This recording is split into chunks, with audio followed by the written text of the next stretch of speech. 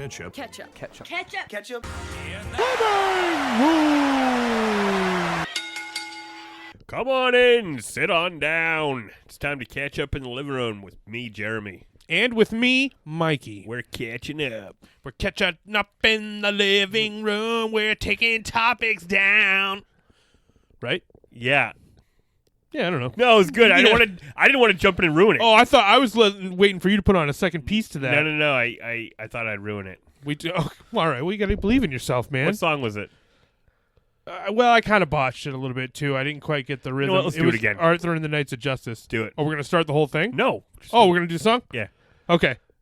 Ketchup in the living room. Our timing is guys. off. I don't think we're going to make... This is why there's not a song that we've sung, because we can't do We it. always try to sing a song Yeah. after the podcast. We wanted to put it on the podcast this week. Yes. I don't know. Anyway, what's up? Oh, man. How was your week? Fucking long and hard. My feet hurt. Yeah, totally. Yeah, my neck hurts. Does? Yeah. Damn, dude. My neck always hurts, but it was still a long week. Yeah. Let's see. You got anything popping off at the Dome? You want to talk about a little TV news? Yeah, You want to talk about Crisis on Infinite Earths? Oh, shit. That's how we're starting this week? Yeah. Okay. That's All the right. first note I have. Did you see this thing about the Kevin Conroys? Yeah. He's playing the Kingdom Come Batman Oh, shit. Really? on Crisis. Look, I have a picture here, Jeremy. See, look, he's got in his the exoskeleton. Yeah, he's got his exoskeleton. So the Kevin Conroy Batman Yeah. is from fuck, what did I just say? Kingdom Come, and Yeah. then so is the Brandon Routh Superman. Oh, more. So I guess we're going to that universe. Yeah. Think there will be anybody else? I don't know, but there is a. I mean, listen. Look at them. What, you, That's do you enough. mean? Do you think? That, I'm sorry. Right? Will there be a third, like an Yeah. old ass Green Lantern? Yes, exactly. That's what I was going to say. But there is a image that has been released of Clark, played by Brandon Routh, standing in front of a poster that is references like an attack on the Daily Planet that in the continuity of Kingdom Come. You know when they did the other comics later, Thy Kingdom Come? Yes. They talk about how Joker like attacked the Daily Planet with like nerve gas and killed tons of people. Yeah. And right. then Lois like had a gas mask and then Joker beat her to death. That's with, Kingdom Come. That's from Kingdom Come? Okay. Yeah, that's the prelude, and then Magog kills the Joker. Oh, right, and then that's Yeah. how Magog gets over as the new type Yeah, of hero. Yeah, exactly, So that's yeah. going to be he's So standing it's the true Kingdom Come it's universe. Kingdom is what Come. you're Yeah, telling me. yes, Yeah. that is what I'm telling you. That's great. I love the deep cuts. I can't love that shit. I can't wait for this. We're going to have to do a big old. We're going to have to do. We'll have to do a fucking preview, a review, a commentary. Yeah, Guys. and it's a 5-parter. I mean, the Crisis on Infinite Earths TV culmination is just like, it feels like bigger than the Arrowverse. You know what I mean? Absolutely. I'm showing Jeremy right now a picture of the poster for Crisis on Yeah, it Infinite looks Earths. cool. Look at that, man. It's the true DC universe come to life. Absolutely. And it's crazy. The only I mean, they got Batwoman, so at least there's a Bat person. Yeah. Well, I mean, like you just told me, Kevin Conroy will be playing Batman. Right, so there is a Batman. He won't be in costume, but It's the tagline on this Crisis on Infinite Earths is "It's the end of the worlds." do they have a Wonder Woman? No. How come we're not getting Wonder Woman, Linda Carter, or what's her name? Oh, I thought you know what? I thought she was involved. Oh, no, because she's the president on. She's on Supergirl, right? That doesn't mean she couldn't still be Wonder Woman from another universe. Right. Or Brandon from Routh that plays universe. Brandon Routh plays 19 people on this. I'm Yeah, pretty exactly. sure. He plays everyone. He's Superman. He's the Atom. He's Clark Kent. Is he going to be in this as the Atom? I think so. Yeah, I think so too. I think he's gonna. Spoilers. Triple- I what? think he's gonna die Yeah, I wouldn't because be he's surprised. done. He's this. This is his last season of Legends of Tomorrow. He's leaving Right. the show. So he's gonna die. Arrow's gonna die. Arrow's gonna die. They Barry's keep telling gonna us Barry's die. gonna die, but And it's- Barry has a show, so he's definitely gonna die and come back. Well, yeah. Well, Barry already always dies and comes back. I know it's weird And because Barry Supergirl's gonna dies. die and come back. I don't think they're gonna do. Do you think they're gonna do the Superman carrying the? No, they're gonna flip it. No, they're gonna have her carry him. Carry, yeah, yeah, that's definitely. right. Has 'cause someone said that? Has that I been think out there? I said it. I've been I was saying like, that. I was like a very reliable source has said that. it's I me, think. guys. It's me. It's Jeremy. Yeah, man, I fucking am all in on this. Me too. This crossover, and you know, And we're harkening back to even Smallville. absolutely, yeah. There's three. Everything. There's And I heard that somehow the Batman '89 movie's involved.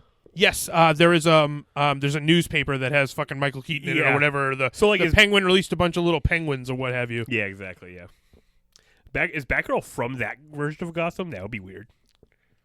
I'm not sure. And so I think we talked about this when we've discussed this previously. This is all going to end with them all being in the same world. Oh, yeah. Like, all the alternate universes will be destroyed. Like Black Lightning's world, Supergirl's world, and Batwoman's world. I'm pretty sure they're all from different worlds that aren't Ollie and Barry's world. Yeah, the Flash and Arrow are from the same universe. And then there's Earth, and Earth 2 is none of those. Right, because that's been destroyed already on this season of Arrow. Yeah. This is a crazy show.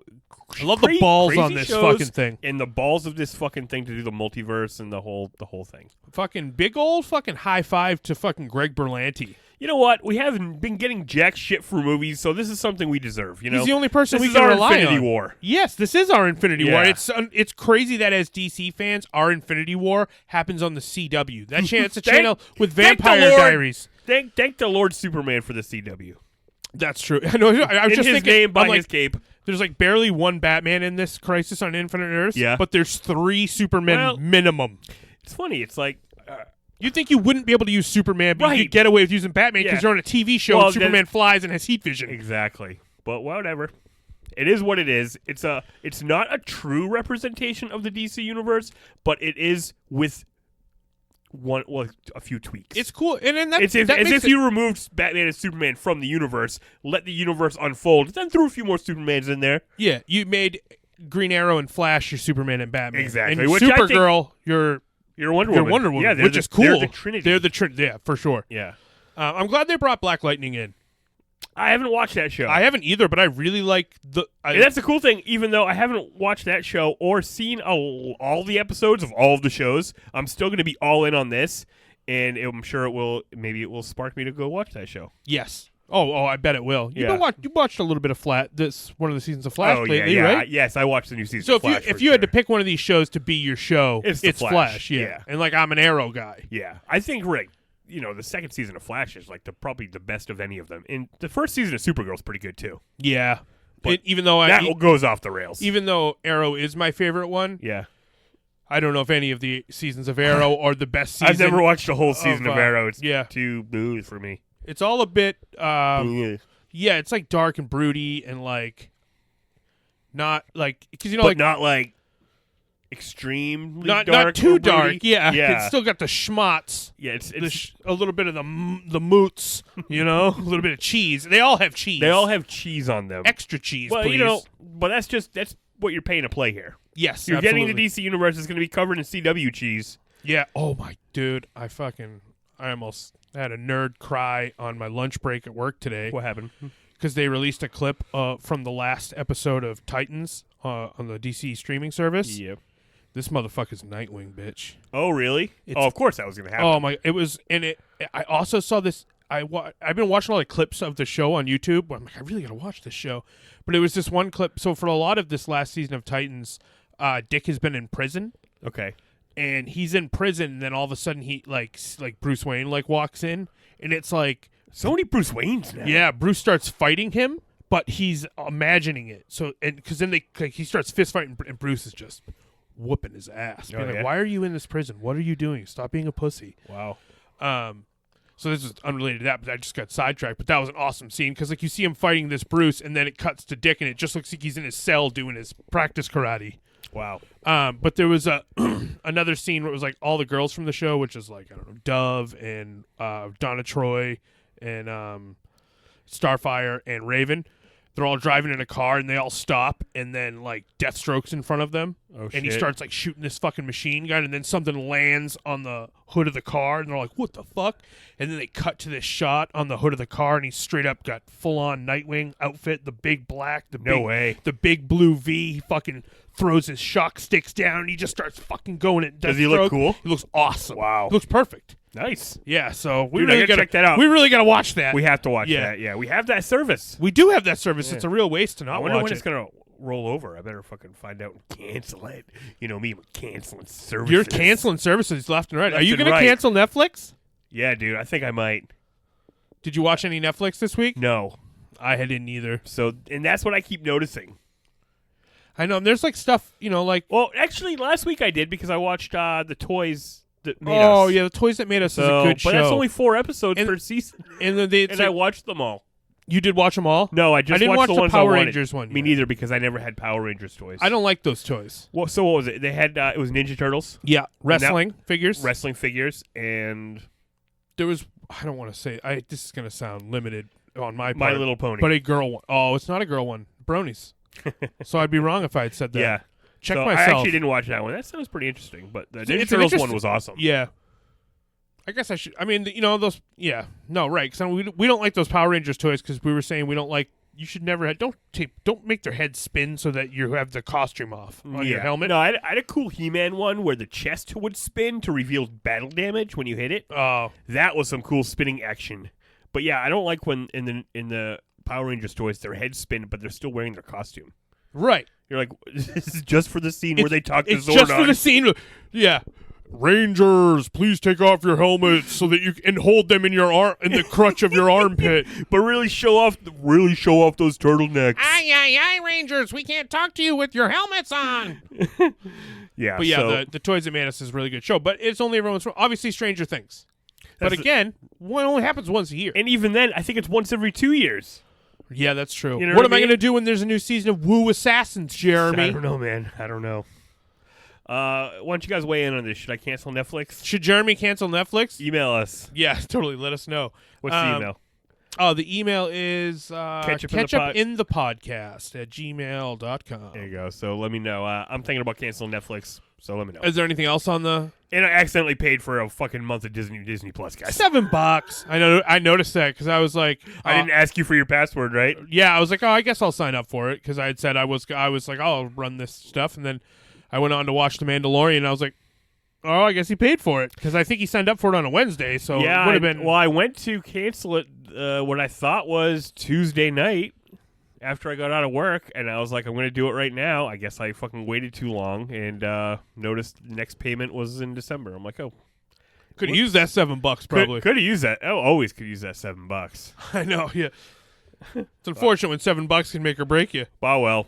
but that's the way it is. But yes. But then I did cancel it, so I'm only going to get charged Oh, $1. you're canceled now? I'm canceling. All right, I'll pick that one up. Yeah. I will pay for the cheapest one. There you go. I wish that you had watched the most recent episode of The Mandalorian, but Well, you I didn't. figured you could just tell me about it. I know I should have paid closer attention. Oh, shit. You wanted me to do half the work? Yeah, I just wanted, you'd help me along. I remember I loved it. Cool. Okay, so I should watch it? This is the only note that I have for the episode 3. All right. Oh fuck! I just remembered everything that happened and why I wrote this note. Okay. I literally yelled out loud with maybe some tears or not. I don't know. I might have been. Mandalorians, all caps. I yelled Mandalorians. You did by yourself? Oh in yeah. the room? I yelled, I clapped, and I spoke aloud. Mandalorians. So again, spoilers for Mandalorians. So he I'm turned. going to stop listening. I don't want spoilers. Okay. No. Yes. So if you haven't watched the most recent episode of The Mandalorian, and you're not Jeremy, because Jeremy doesn't care about spoilers. No, I don't. Neither do I really. I guess most people do. But you probably don't like this podcast then. Yeah. So he turned in Baby Yoda. He cashed him in. No way. Yeah. What a punk ass. Dude, and he cashed him in, right? And this motherfucker drops this big box on the table, opens it, and it's like 4 fucking big, tall stacks of Beskar, which is the bricks you make the armor out of. Yeah. Oh. Dude, like he got one and made a pauldron out of it. Right. This motherfucker dropped big old stacks of it. Holy shit. So he takes it and he leaves. And he goes to What a bad guy. he goes to the Mandalorian headquarters and he's like, "Look what I have." And they're like, she's like, "Oh, we can make you a fucking new chest piece." Oh, So damn. now he's got a new chest piece. No way. But at one point while he's in there, this huge fucking Mandalorian comes up. And he's like, "Yo, what's up? You got a bunch of fucking Beskar, bitch?" He's like, "Let me get that Beskar." Shit, he's going to get jumped? Mandalorians have no honor? No, they have way tons of honor. And like they kind of start beefing a little bit, and then the armorer lady shuts it down. So he gets the thing made, he gets in his spaceship, he's about to go get his next bounty, and he's about to go take off. He fucking he hits the button to go up into space, and then you just see him be like, fuck. No and way. he turns the button down, fucking goes to this place where he turned in the baby. He rolls into this joint and just Batmans his way through this whole facility, killing stormtroopers, which is so much fun to see. You would think that they would have defenses. Not against the Mandalorian. But it's awesome. He straight up keeps, like, because, like, they'll come around a corner and you see him just, like, go flat against a wall. They, like, walk by and, like, boom, he comes out of the smoke and he fucking takes you down. He disappears again the next second. Damn. So he gets Baby Yoda and he's making his way out of there. Yeah. And he's like gets to a point where fucking it's on between him and Carl Weathers now. No. Yeah, because he's betrayed his bounty because now he's gone rogue he took the payment and then he went back and I guess if they were badass enough to stop the Mandalorian, they would be doing they would have just done themselves. And it was crazy because when he does go to Carl Weathers and he's like, "Hey, I did the mission," and he's like he asked Carl Weathers how many other people had that mission to get Yoda. Baby Yoda, and you see everyone in the bar like look at him, and he goes, "Everyone, every other single person in that cantina had the contract to go get Baby Yoda, but none of them could do it." Oh, so now they're all like, "Oh, this guy sucks." Jeez. So he's surrounded, bro, straight surrounded. There's no way out for our boy the Mandalorian. So this is the last episode, and they all kill him. They all kill him, and he dies. Yeah. Thanks for subscribing, everybody. Oh, but then Jeremy, fucking googly moogly. All these motherfuckers in jetpacks just start fucking landing. They Boba Fett their way Mandalorians galore, dude. No way. Start dropping in jetpacks. Is there a religion? They all go to church together? Yeah. Being a Mandalorian, your violence is your religion, I believe. Weapons are part of your that's badass. religion. Yeah. John Because Moxley, there's a part in episode 2 where Nick Nolte monster tells him that he has to put down his gun, and he says, "Mandalorians don't put down their gun. It's our religion." Yeah. And so then they're like, "Oh right," because last week we talked about episode 1, and then like episode 2 just came out. "Oh, we didn't talk about episode 2, though." Right. Oh, right. So there you go, guys. We skipped episode 2. We skipped episode 2. We're willy-nilly on this podcast, as is per It is what it is, guys. I mean, it's ketchup in the living room, right? Like you said, if I had a ham sandwich, I had a ham sandwich. Yeah. The idea is like to do the podcast we want to do, so that by the time it gets super popular and we're really like getting money from it, it's just what we want to do. Yeah, it's exactly what we want to do. It's just two dudes having, two best friends seeing each other for the first time and catching up on what they did all week. Yeah, in the living room studios. In living room studios. Yeah. It's like cheese food, living room studios. Yeah. Like, what is it? What do you mean? Why are you saying it like that? Fucking. So then all the Mandalorians are like, "Fucking go, we got you." Oh shit! Yeah. Did they kill them all? And then did they kill the Mandalorians? No. Did the Mandalorians kill all? You don't know. He flies away, but he has a jetpack too. No, he does. Oh. No, it's no. Okay, so you remember I said there was the big one that started beef with him? Yeah. So he has like a Gatling gun. Oh yeah. So imagine he does. You know what I mean? I can't wait to see this. Yeah, and should have watched it. Yeah, you should have. And so then like I actually like when you tell me better. It seems like it's like all the Mandalorians land. And it's like, oh, that's badass. And then the fucking big dude fucking drops. He's like, he had to have 2 jetpacks, right? Yeah. And he's the one who's like, "Go Mandalorian, we got you." And he fucking. Wait. They all call each other Mandalorian, bro. We're all Mandalorians here. All right. He's a man with no name. I like it. Yeah. And so he gets in his ship, Baby Yoda, and it's kind of cool. You remember that part in Fast and Furious, fucking whatever one had Jason Statham and The Rock in it, and there's that scene. Have you seen the scene with Jason Statham kicking a bunch of ass carrying a baby? Yes. On a plane? Yes. Yeah, it's like that when the Mandalorian's kicking a bunch of these stormtroopers' asses because he's carrying Baby Yoda in his arms. Yeah. So by the way, a little aside here, I think it's hilarious that everyone's just like, "Yeah, it's Baby Yoda." Yeah. But it's not actually Yoda. No, we just don't know the name of the race. Yeah. It's just a baby of the same species. There is a contingency of people on the internet who are very mad about this, that are very like, "It's not Frankenstein, it's Frankenstein's monster." I actually like that. I'm like, we've all just decided, yeah, it's fucking, because everybody was watching it and we saw the fucking reveal, what's in the bassinet, and everyone went, "It's a Baby Yoda!" Yeah, it's Baby Yoda. It's a Baby Yoda. Yeah, we all it's just Baby Yoda. Like, obviously it's not Baby not Yoda. Fucking Yoda because of the timeline. Fuckheads. Idiots. Yeah. Unless they have reincarnation in the Jedis. Even then, you wouldn't be the same race. I was going to say he's not dead, but he is dead. Yeah. He just died like 5 years ago. So it could be. In Return of the Jedi, he dies. Oh, Yoda. yeah, okay. All right, so it could be reincarnated. Or Well, no, you don't reincarnate because you just become a Force ghost. Right. Yoda, son of Yoda? Oh, maybe a Force ghost could Yoda, son of Yoda. Yeah. So he is Baby Yoda. Yeah. It's awesome. He gets in. He gets in It's the backwards Yoda. he gets in the ship and he's flying away, and then the big shock trooper like flies up next to his ship, like with his jetpack on. Yeah. Like, as he's exiting, and he's like, thumbs up. I don't. He doesn't thumbs up him, but he says. But it's like that. He's like fucking. They have a thing they say like for honor or whatever it is. What are they say saying to it each through other. some kind of comm system? Yeah, or is he yeah. yelling it through the glass? No, I think that all the Mandalorians can talk to each other through their helmets. I think they don't ever say that, but I think that's what's the only happening. thing that would make sense. Yeah, Yeah. and he fucking jetpacks off. Wow. And he fucking goes off into space with Baby Yoda. Goddamn. That sounds good. Yeah, it's very. And if you, I mean, the cuteness of Baby Yoda Yeah.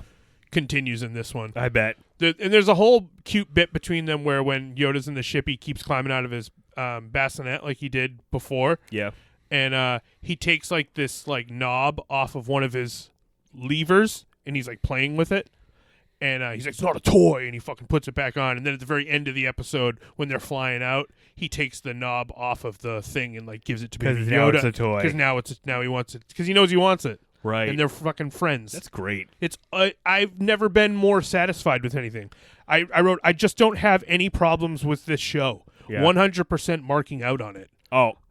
Marking out's the best. It's the best. When you're just like, you know what, I like this. I'm not and I'm not even going to overthink it. I'm just loving it, and I'm going to love it. I love it with all my heart and all of my soul. That's great. And my mind.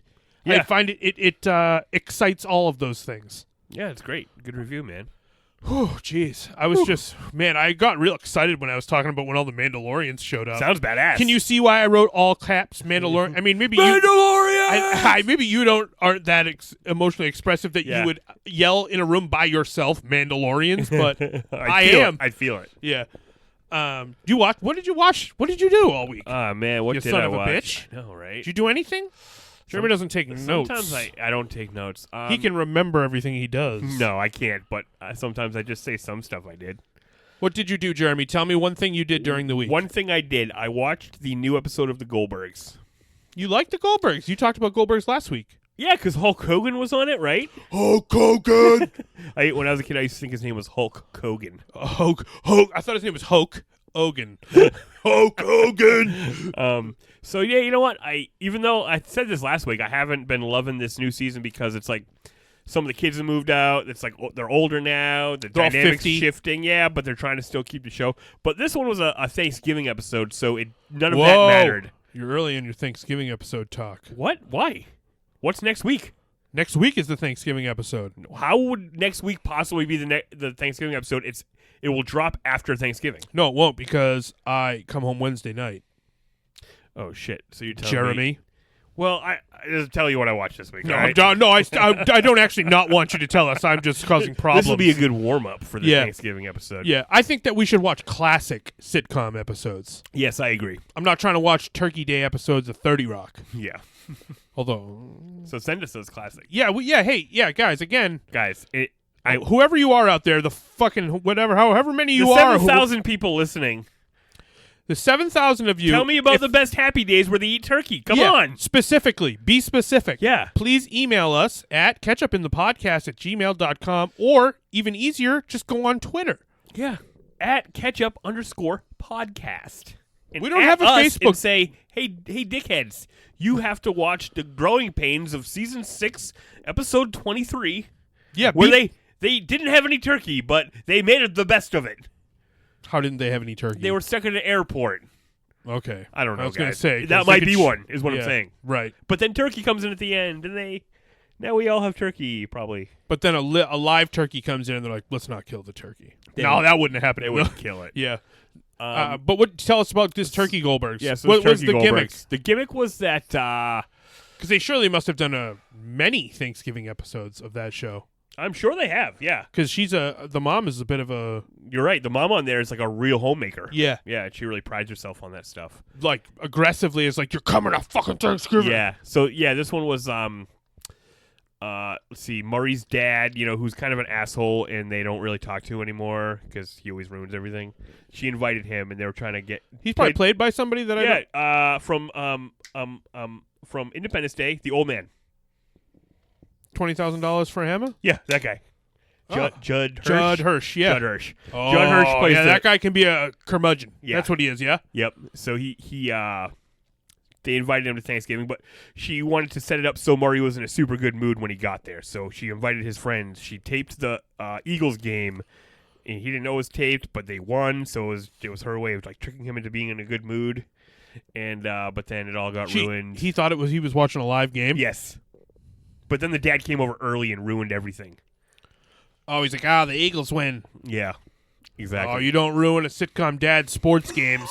That's a fucking. They get particularly. They get very annoyed when you do that. Or it's like sitting in their seat. Yes. Or a real dad. Don't sit in a real dad's seat. Don't sit in my seat. But anyway, the other gimmick on this episode. Yeah, what's Barry? What's Adam up to? Yeah, they brought the the uncle. Yeah. Okay, who's he? Yeah. He was from that ping pong movie. Yeah. And he was from the Star Wars Fanboys movie. Yeah. So he's the. I have no idea what that guy's name is. He's the chubby guy from. I almost said Josh Gad, movies. but I'm like, that's not who that is. But now this dude's super skinny. Okay. And guess what he's dressed like? You're never gonna guess this in 1,000 years. Okay, well then I won't guess this it. This was one of those things that made me think like, oh well, that's just because Mikey and I exist within it. We can read the zeitgeist like a book. Oh. So because not 3 weeks ago on our other podcast, which is called Cobra Guys, where we, oh my God, he's not Stallone Cobra. Yeah, he's dressed 100% as I can Sylvester see it. Stallone Cobra. Oh my gosh, and this dude's fucking fit now, by the way. That's cool. Good for him. So. Isn't that ridiculous? On the Thanksgiving episode of the Goldbergs, the uncle comes back dressed like Stallone Cobra with the matchstick in his mouth and everything. Does he talk like him? Does he do the every 25? Yes, he does. Does at any point any other character go, you want to go to hell with me, pig, huh? Let's just say yes. But yeah, so, it was a pretty, and they had like a planes, trains, and automobiles type adventure because that's a Thanksgiving movie that they were referencing on this I Goldbergs. don't know what that movie's about. Hold on, let me guess. I know I've never seen it. Well, brother, but I would assume if you listen to this podcast, you could just. I talked about it on the first episode. Oh, did you? Yeah. Oh, that's funny. I should go back and check it out. They're trying to get home for Thanksgiving. Actually, we should watch it for Thanksgiving because it's a Thanksgiving movie and John Candy's in it. And I know you don't like Steve Martin, but John Candy? Yeah. You don't, because you don't know. I like John Candy because he's fat. Yeah. I like big fat guys. We should watch it. As a rule. We should definitely watch it because I watched it like not a few months ago. You talked about that on this show? I did, yeah. You do sometimes when you be casting pods, it's in one ear, out the other. But I didn't realize hard. On this one, I didn't realize hard that it was it is a Thanksgiving movie. But as I was thinking about stuff to watch for Thanksgiving, that never crossed my mind. Wow, there's not even that many episodes of this show. No, just 19, 18. There you go. Yeah. So there it is. All right. Well, yeah. So I guess you could suggest Thanksgiving movies, but that sounds so like the Goldbergs more time spent. Referenced 1, Planes, Trains, and Automobiles, which we did on the first Ketchup. episode of this podcast. 2, Stallone Cobra which Guys. we literally just did on the Cobra Guys podcast. Wow. So Zeitgeist. We're right where we're supposed to be. Yeah. That's sort of an ongoing theme. And not to mention, not only that, but the main producer on the Goldbergs, I listened to his podcast, and it kind of inspired me to start our podcasting. Yeah, I listened to him, and Myra. You know what's weird? I listened to him on different podcasts. Yeah, before Jeremy listened to him on these podcasts. Yeah, I listened to. I listened to podcasts before you. Yeah, but then I listened to more. I listened to Colt Cabana and Kevin Smith before you ever heard of any of your fucking Australian podcasts. I listened and I said, to hey him, man, maybe you should check out the format of podcasts. You might enjoy that for entertainment. It's quite an exploration for me. Now I've listened to a million podcasts. Yeah, you listen to more podcasts. I listened to Matt Myra on Nerdist. You're right, yeah. And then I listened to him on Four Eyes and a Beard with him and Scott Mosier. Right. And I listened to him on Star Trek The Next Conversation, but that just went monthly because he had a baby and they're so fucking... Too busy. That's not going to happen here, guys. Yeah. We're not having no fucking do not babies. worry about us Don't worry about any that. babies. Our podcasting is our priority. Yeah, for sure. We're here to entertain you. Ugh, babies. No, thank you. And ourselves, mostly. Yeah. I can't. Yeah, I'm lucky I can survive. I have to remember to feed myself. Well, exactly. I never forget to feed myself. That's not one of the things I worry about. Let's see. Yeah, so Goldbergs, that was good stuff. Yeah, it was a good one. Thanksgiving episode, pretty good. Yeah, that's fun. Any show gets a little bit of an added bonus during a holiday season, whether it be Christmas or Thanksgiving I agree or with Halloween you. even, actually. And I They just stack up all the holidays. I know, it's all They- like... why'd they and then do you that? have like months of holiday drought. Just nothing. You're No like, days it's off fucking from Memorial Day. Like, Yeah. fuck Memorial Day. Yeah, they No, made I'm up. just kidding. They made up some. Yeah, Don't fucking don't cornet me, guys. Yeah, don't say. Yeah, that's not nice. But yeah, then they just splatter in some other ones, like President's Day. Yeah, no, fuck President's Day. Though. I guess. No, I guess presidents are important. Yeah, whatever, they? man. I don't know. I just feel like all those fucking fake holidays, all the corporate. No, not the corporate ones. The federal holidays. They feel gross. Yeah, it like You're like, honor thy military and thy leaders. You're like, all right. I guess you told me to, so I guess I will. Yes, sir. It seems like there should be more that are just about like the important people, like Martin Luther King. You're like, okay, important Yeah. person should have a day. Yeah, it does make sense. Like, Yeah, you do that something one so yeah. awesome. But then like Columbus Day, no, fuck that guy. Yeah, right. Can we switch that one to like fucking Can we just have like maybe holidays about concepts? Like fucking, this is Peace Love Day? Yeah, Love like Day. Arbor Day. We don't Yeah, get that's Arbor a Day tree off. day. Yeah. No, Yeah, love thy fucking each other's day. We're Love rewriting day. we're rewriting the holiday schedule. Oh yeah, we should all have a day off to just enjoy each other. Totally, like chill day. Chill day, yeah. Dude, Fucking let's all start a call-in day. call-in day. Yeah, National Call-in to Work Day. Oh, I'm And like, the- what the fuck's a And call-in day? we'll bring the entire capitalist regime to their knees on that day. But what if the people? Everybody just who calls am I in. going to call to tell that I'm calling in if they call in? Guys, don't tell your boss.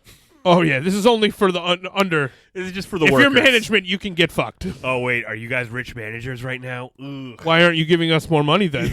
That's a good question. It's true. Just send us a check, please. We don't have a Patreon for this, but if we did, No. you'd give us money for it. Yeah. But I was just gonna say, I just saw that The Simpsons is doing a Thanksgiving of Horror episode. Oh. Yeah. What do you think about that? I think that's a fucking funny idea. Yeah. They're like, yeah, let's just do more silly shit like we do on Treehouse of Horror. Right. There's probably gonna be some twisted turkey. They're gonna story. be They're gonna stuff Homer. Yeah, dude. How is that? How do you not gonna stuff happen? Homer? Or he's gonna eat so much he explodes. Yeah. Has that already happened? Didn't he eat all the donuts and get real big? Yeah, but then he was He was in hell, right? He wanted more. He was like, still want more donuts. Yeah. Dope. Yeah. Classic. Do you watch more Simpsons? I did. Isn't that a thing? Yes. I didn't think Nothing I of watched note. a particular one. I just Yeah. I watched one I do like, and I watched was called The Summer of 4'2", and that's the last episode of season 7, and Jeez. it's pretty cool. That was very specific. I like that. Yeah. It's You're like, I don't know if I watched anything, but I did watch the season 7 of episode 5. It's Yeah. It's like a pretty good one. I think I like it particularly because they go on vacation, and it seems they get out of Springer's. Yeah, actually last week they took it out of Springer's too. Huh. I guess Oh, that's right, the yeah. theme. Well, You like the ones where you get out, you break the norm. I think so, maybe. Well, this one is particularly interesting because it's they go to what is essentially like the Cape Cod in Massachusetts, No which doubt. is a hot vacation spot around here. Where, if You're gonna ask me where Springfield is, brother? I know that this, yeah, whereabouts in the country? There's no answer. There is no, there's If not you- even a vicinity. If you add up all the facts, It's that near they've Quahog, dropped- right? If you add up all the facts to where it is and like how it doesn't make sense. It's not easy. It's It's not a as easy moving as location. figuring out where Metropolis is. Like, Yeah. it's next to New York. Right, exactly. So it could be anywhere from the East Coast to the West Coast to Could the be fucking in Midwest. Ohio. It Yeah. could be in Oregon. It could be in Rhode Island. Yeah, exactly. But where they go on this one is surely the Cape. Is You it could the just, Cape or is it Nantucket Island? No, it's no, the they'd Cape. never go to you Nantucket Island. can. It's funny because Flanders is Flanders' camp house, and he's gonna go, but then something happens, so he can't go. And then he's like, Homer, would you like to go? He's like, I guess. Homer's such a dick. He's I like, and then- guessily doodly. yeah, and then he's like, Flanders is like, all right, to sweeten the pot, I guess I could take a look at your septic tank. He makes him clean the septic. Oh. But yeah, so they go to this camp house, and it's just like if you've ever been down to a house at the camp, the house at the Cape, Yeah. where it's like I've been to the house. I've been to a house in the Cape with you. everything's nautical themed. Yeah. Yeah, Everything was nautical theme. Remember when we it went always to that? is. Yeah. So anyway, they get to their little camp house, and the theme of the episode is that Lisa is trying to be cool. Oh, so okay. she leaves nerdy Lisa behind, and she buys gets new some clothes, sunglasses, yeah, maybe a beret, backwards hat. Oh, a backwards. Oh, tie-dye shirt. rad. Yeah, she's trying to be rad. Bart. Yes, that's what happens. Does Bart become sophisticated? No, but all the kids that Lisa becomes friends with don't like Bart, and Bart's So Bart's he's the nerd, the loser. now. Yeah, but even though he brought Milhouse. Oh, And at one point they're playing. This is a classic Simpsons gag. At one point they're playing the mystery date game. It's like a girls board game, right. and he's like, you open the door to see who you got. Yeah. And it's like, oh, you got the dud, and the dud looks just like Milhouse, and Homer's like, looks just like you. It's good shit. But yeah, so then all the cool kids like Lisa, and then anyway, Bart ends up showing them the yearbook from school and what a nerd Lisa is. Jeez, you can't just give her one, huh, bro? Yeah, yeah.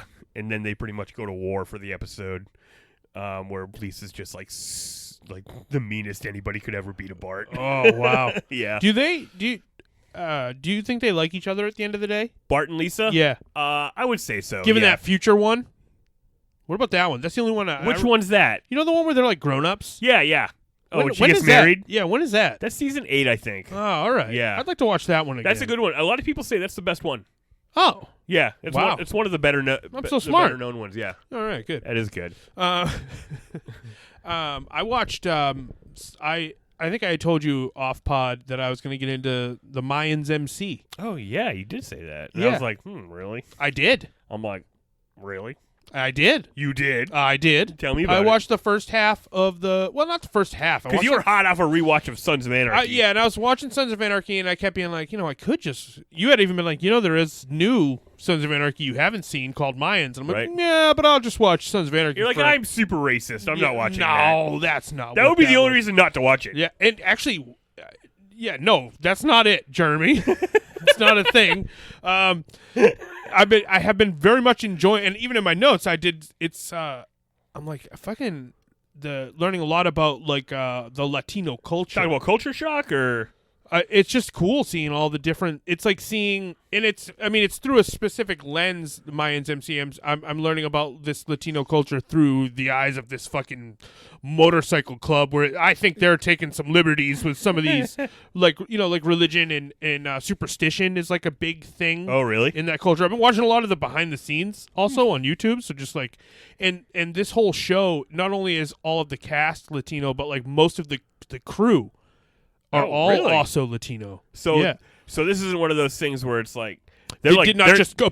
It's There's no appropriation of anybody's cultures. Everyone's signing off on all this. the appropriate people. Like Kurt Sutter was like, I want to make the show from your guys' perspective. He is a Caucasian man. Yeah, Kurt Sutter. Yeah, but didn't he step down as showrunner? He then he got fired. Oh, he was gonna step. He was stepping down because he was like, what's a white guy know about like That's this an interesting Latino take. motorcycle club? Yeah. You know what I mean? Yeah. But it's taken me some time. Like, when I first watched Sons of Anarchy, it probably took me some time to figure out who all these guys in the gang were and what Dude, their thing is. It's so hard because they don't tell you. No. They just let it play out, and you've got to catch everything. And I don't know if it's even more like that on this show, because I'm like, I don't know anything. And sometimes are people speaking Spanish? Oh, all the time. Do they have subtitles? Yes. Interesting. And I have regular subtitles on while I'm watching shows, too, so there's so many subtitles. Did they go up on the top? No, they go right over each other. It's lovely. No one has ever accounted for the fact that what if I need to see the subtitles, but you guys are writing subtitles? Yeah, definitely. Yeah, because this show takes place right on the border. That's a big part of the show, is it goes between Mexico. I did watch the first episode. Oh, right. We watched that together, right? Many moons ago. Many moons ago, yeah. So anyways, like, what was I going to say? It's right on the border. It's a border town. Yeah, it's right on the border. And I remember the first one, sometimes they go underneath the they wall. do go under the wall. There's a lot of that. Take it, yeah. Trump. Oh, yeah. And so the big problem with this motorcycle club is that they're under the hand of the cartel. Oh, I hate that. A lot of cartel stuff. Yeah, okay. It's very heavily into the cartel. You got Edward James Olmos on this joint. Okay, yeah. He plays the main character. The main character is Easy Reyes, which Cool is name. Ezekiel is his name. Oh. And you're like, wow, how many cool names does this guy Right. have? The other thing about this show, the first thing I noticed, and I think I've watched 4 episodes, and it's because every episode is over an hour long. More than 1 hour? Yeah. the first episode was like an hour and a half, and the fourth episode was an hour and 7 minutes. And I'm like, I don't have enough time to watch one Mayans MC a day. That's crazy. The crow can fly straight 2 or 3 times. Oh, the intro. The very first scene of this show is like a dead crow. Yeah. And he's on the ground, and then like a wild dog is like chewing on it. Coyote. Yeah, and then the main character drives his motorcycle over the crow. And I'm like, a little on the nose. Yeah, I get what you're saying, but like that's not even. I feel like that's not. Like you're saying, like the Sons of Anarchy are dead, right? But they're not, because they're on the show. They're on the oh, bro, a big mark out moment in the first episode. So the Mayans MC are going to attack which I thought was cool, like a Samoan gang. Oh, and they were all like Samoans. They were all like big Samoans. We know about Samoans from wrestling. Yeah, from Samoa. I don't think you're allowed to say. I'm not allowed to say it like that. Only Joes can say it like that. Sounds so cool though. I'm like, I didn't know you could make the word Samoa, which is a very cool sounding word, sound even cooler. Yeah. And they go there and they're outnumbered by the Samoans, and then one of the guys goes, "The Reaper has landed." And then fucking all the fucking crows come flying in straight, and it's T-1000. Yeah, because he played one of the. I remember that. You remember that? Yeah. I'm really enjoying it. And he was like, "Hey man, sorry about running over that crow." Yeah, and then I was like, "It was symbolism." No disrespect. Yeah, and it does seem like those guys might have gotten along. The main characters, Jax Teller, whatever his fate may have been. I do remember a weird promo for this show where they showed the grave of Jax Teller on the side of the road. It was like one of those. It was like a cross. Oh yeah, you know, like because he died right there. I was gonna leave that part out. What was that in the show? Or on the I preview? just was going to say that Jax died in case someone hadn't watched fucking Sons of Anarchy. Sorry, guys. I mean, you know, it's ketchup. Yeah, it is ketchup. Sorry. But, yeah, and it's like the grave of Jax Teller, and then, like, the fucking Mayans rode by, and the camera followed them, and it was like, oh, right, the journey continues. It's just on a highway. Yeah. Yeah. And they do talk about Jax a lot. Like, they do mention him multiple times in this show. Like, this is what Teller wanted. I've heard multiple people say. Well, that's good that his legacy worked. His legacy lived on. Yeah, totally. Although, and so far, like, you know how Sons of Anarchy can get, like, real heavy? Yeah. Like, not Sons of Anarchy Season 1 for a while. Yeah. And now I think I might be in that kind of spot where I'm just getting to enjoy, you know, gang stuff, but the stakes aren't they're high all yet. laughing and having fun together after whatever, you know, whoever they shot or sure, but there was probably a bad guy. They were all bad. They were all bad. Yeah, but I'm really enjoying it, and I'm definitely gonna finish it. Wow, how many episodes per season? I think 10. Well, that's good. And they're all so long. I think I watched 4. 10 fucking movies. Yeah, they are like 10 small movies. Absolutely. Did you watch anything else on TV show related? Oh boy, Simpsons, Goldbergs. Oh, actually, I watched a pretty good Always Sunny. You know, I went on there on the on demand to see what was left for Always Sunny, and there was 2 new episodes. Ooh, that's always exciting. It was. They kept saying it was the season finale, but they just put 2 random episodes. It's not like they were connected or anything. Oh, but the second one was it the season finale? Yeah, because it was episodes 9 and 10 dropped. Oh, and it's just done. Yeah. What season are we on? 55? Yeah, something like that. Season 600? Yeah.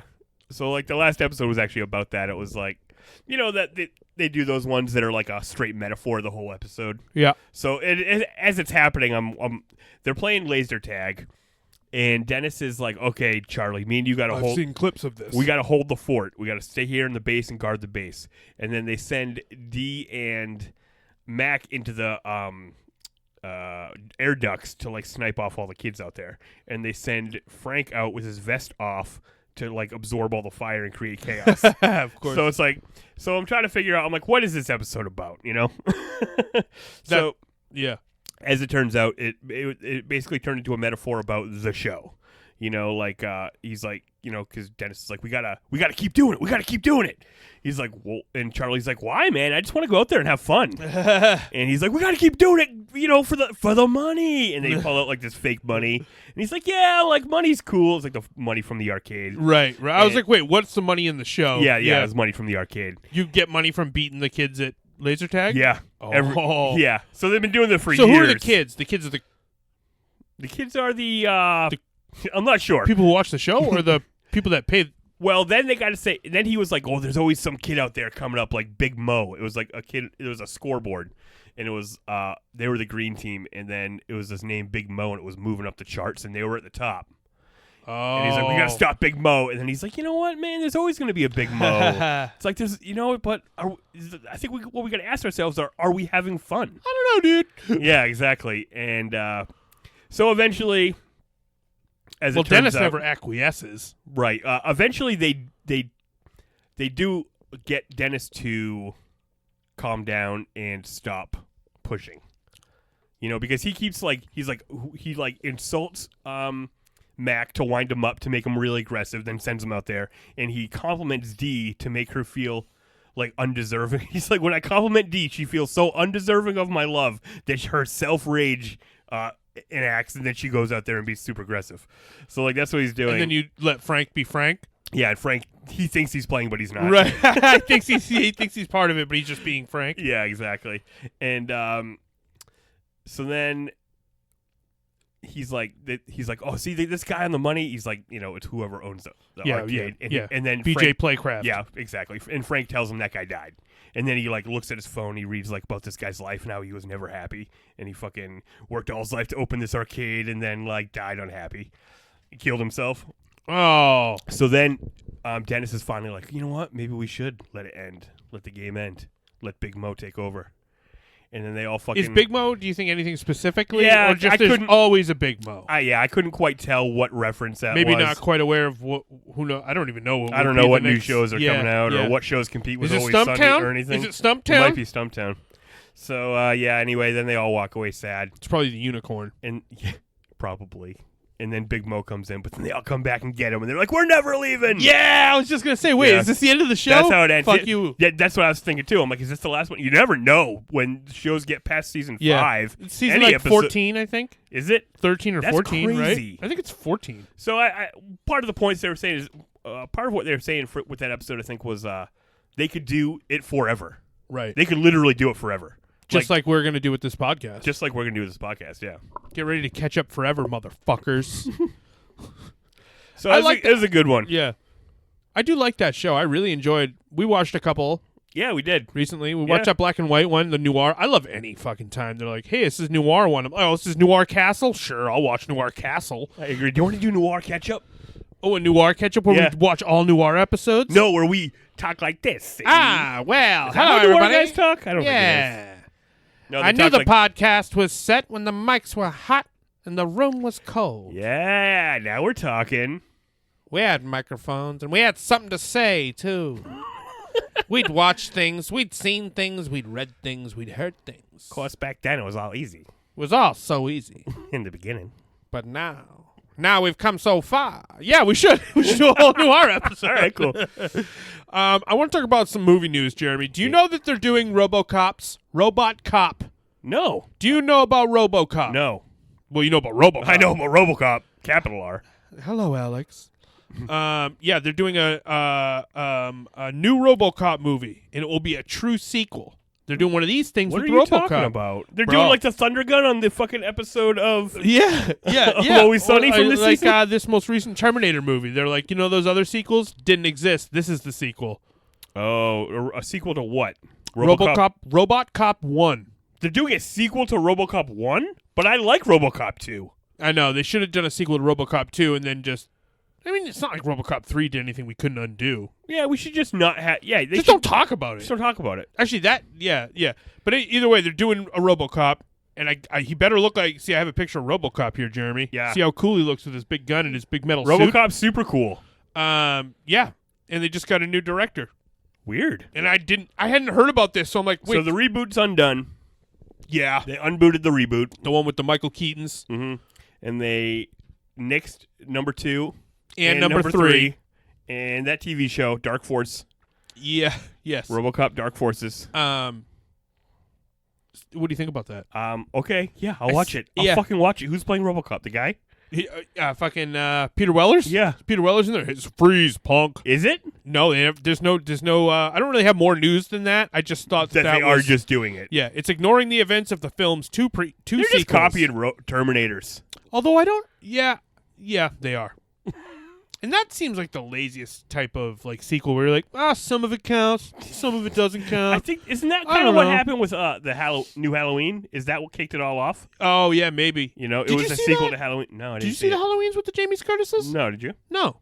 We should see that. We should watch that next. That? Hey, Netflix, I wouldn't be canceling you if you got cool shit like Halloween with. What do you? Come on. Yeah, Jamie Lee Curtis. Jamie Lee Curtis Halloweens. That's right. We'll watch that next Halloween for the show. So stay tuned for a year. Stay tuned. We have more casting news in Matt Reeves' The Batman movie. Oh, okay. I like that. And every time they announce a new person for this, I'm like, I fucking like that guy. That guy's a great actor. You know John Turturro? Yeah, I know John Turturro. You know John Turturro? Yeah, from fucking Big Lebowski. Yeah, Carmine Falcone, motherfucker. Wow. Doesn't that, you're like over casting. You're overcasting everything. Like, is this going to be a 9-hour movie? Is this a show? Why are there so many characters? How are there so many awesome actors in this? Right? That's crazy. This guy's casting, whoever the fucking casting director for this movie is. It's like an old Wizard magazine where they're like, they're like, what if? And they just put a fake. Like all the fucking top tier actors. They put a person you've heard of in every single fucking role. That's exactly what it is. What if fucking Bruce Willis was the Penguin? Yeah, except they'd be like, what if Bruce Willis was Mr. Freeze because his balls? Is that what? Okay, I was gonna. If you could have, Bruce Willis as any Zaz. All right, he has had hair. That's ridiculous. Who's Zaz? No, Bruce Willis. Zaz has never had hair. Fuck Bruce Willis's hair. Fuck Bruce Willis's hair. That's our new podcast. I like it. Yeah. I wanted to talk. I wanted to talk about how we watched The Black Cauldron. We did watch a Black Cauldron on the Disney Plus. On the Disney Plus, guys, this Disney Plus app is pretty dope. Yeah, I love this selection. The price is right. The price is right for the library. Yeah, you know what I sure. mean. At least, when I scan at least through, initially. Yeah, right. I mean, but like a lot of the movies on the Disney Plus app for me are rewatchability. You know what I mean? Yeah. Like you could. I mean, could you not put Aladdin on every day? Yeah, I probably could. You know what I mean? Yeah. You could just have Arabian Nights, Arabian Days all the time. That's right. I could smoke from the hookah. Exactly. That's right. Yeah, but we had never seen it. We had never seen The Black Cauldron. No, right? we didn't see The Black Cauldron. I never even heard of it. I had barely heard of it. I knew the words, and I had seen the it certainly cover. Didn't look like a Disney movie to me. No, it didn't look like a Disney movie. I would have never guessed it was a Disney movie. We were saying it kind of in some ways, it kind of looks like that old Hobbit or Lord of the Rings. Yeah, that a little weird bit. Animated movie. It looks like, some of the movement looks like they rotoscoped it. You know what that means? Yeah, totally. Like they filmed an actor and then drew over it? Yeah, it does look like that, but it also looks like they drew less frames. The way they move is more stilted. And you said it looks like that game Dragon Slayer? It does look like that It game does look Dragon like that, Slayer, yeah. It was awesome. Yeah, it was awesome. Like, we were randomly, it was middle of the night, and we're like, I don't know, let's cruise around, and we're like, Black Cauldron? I'm like, I don't know what this is. Yeah. I don't know what this is. We watched it. It's awesome. So that's our this week's Disney Plus pick of the week. Yeah, if not The Mandalorian, then you should be watching. Oh, no, well, I don't count that. Watch Mandalorian. You're probably the dumbest person alive if you haven't seen the latest episode of The Mandalorian. Isn't that true, Jeremy? Get outta here. Isn't that true? So, yeah, pick of the week, Black Cauldron. Yeah. Send us your picks of the week at ketchup_podcast on Twitter.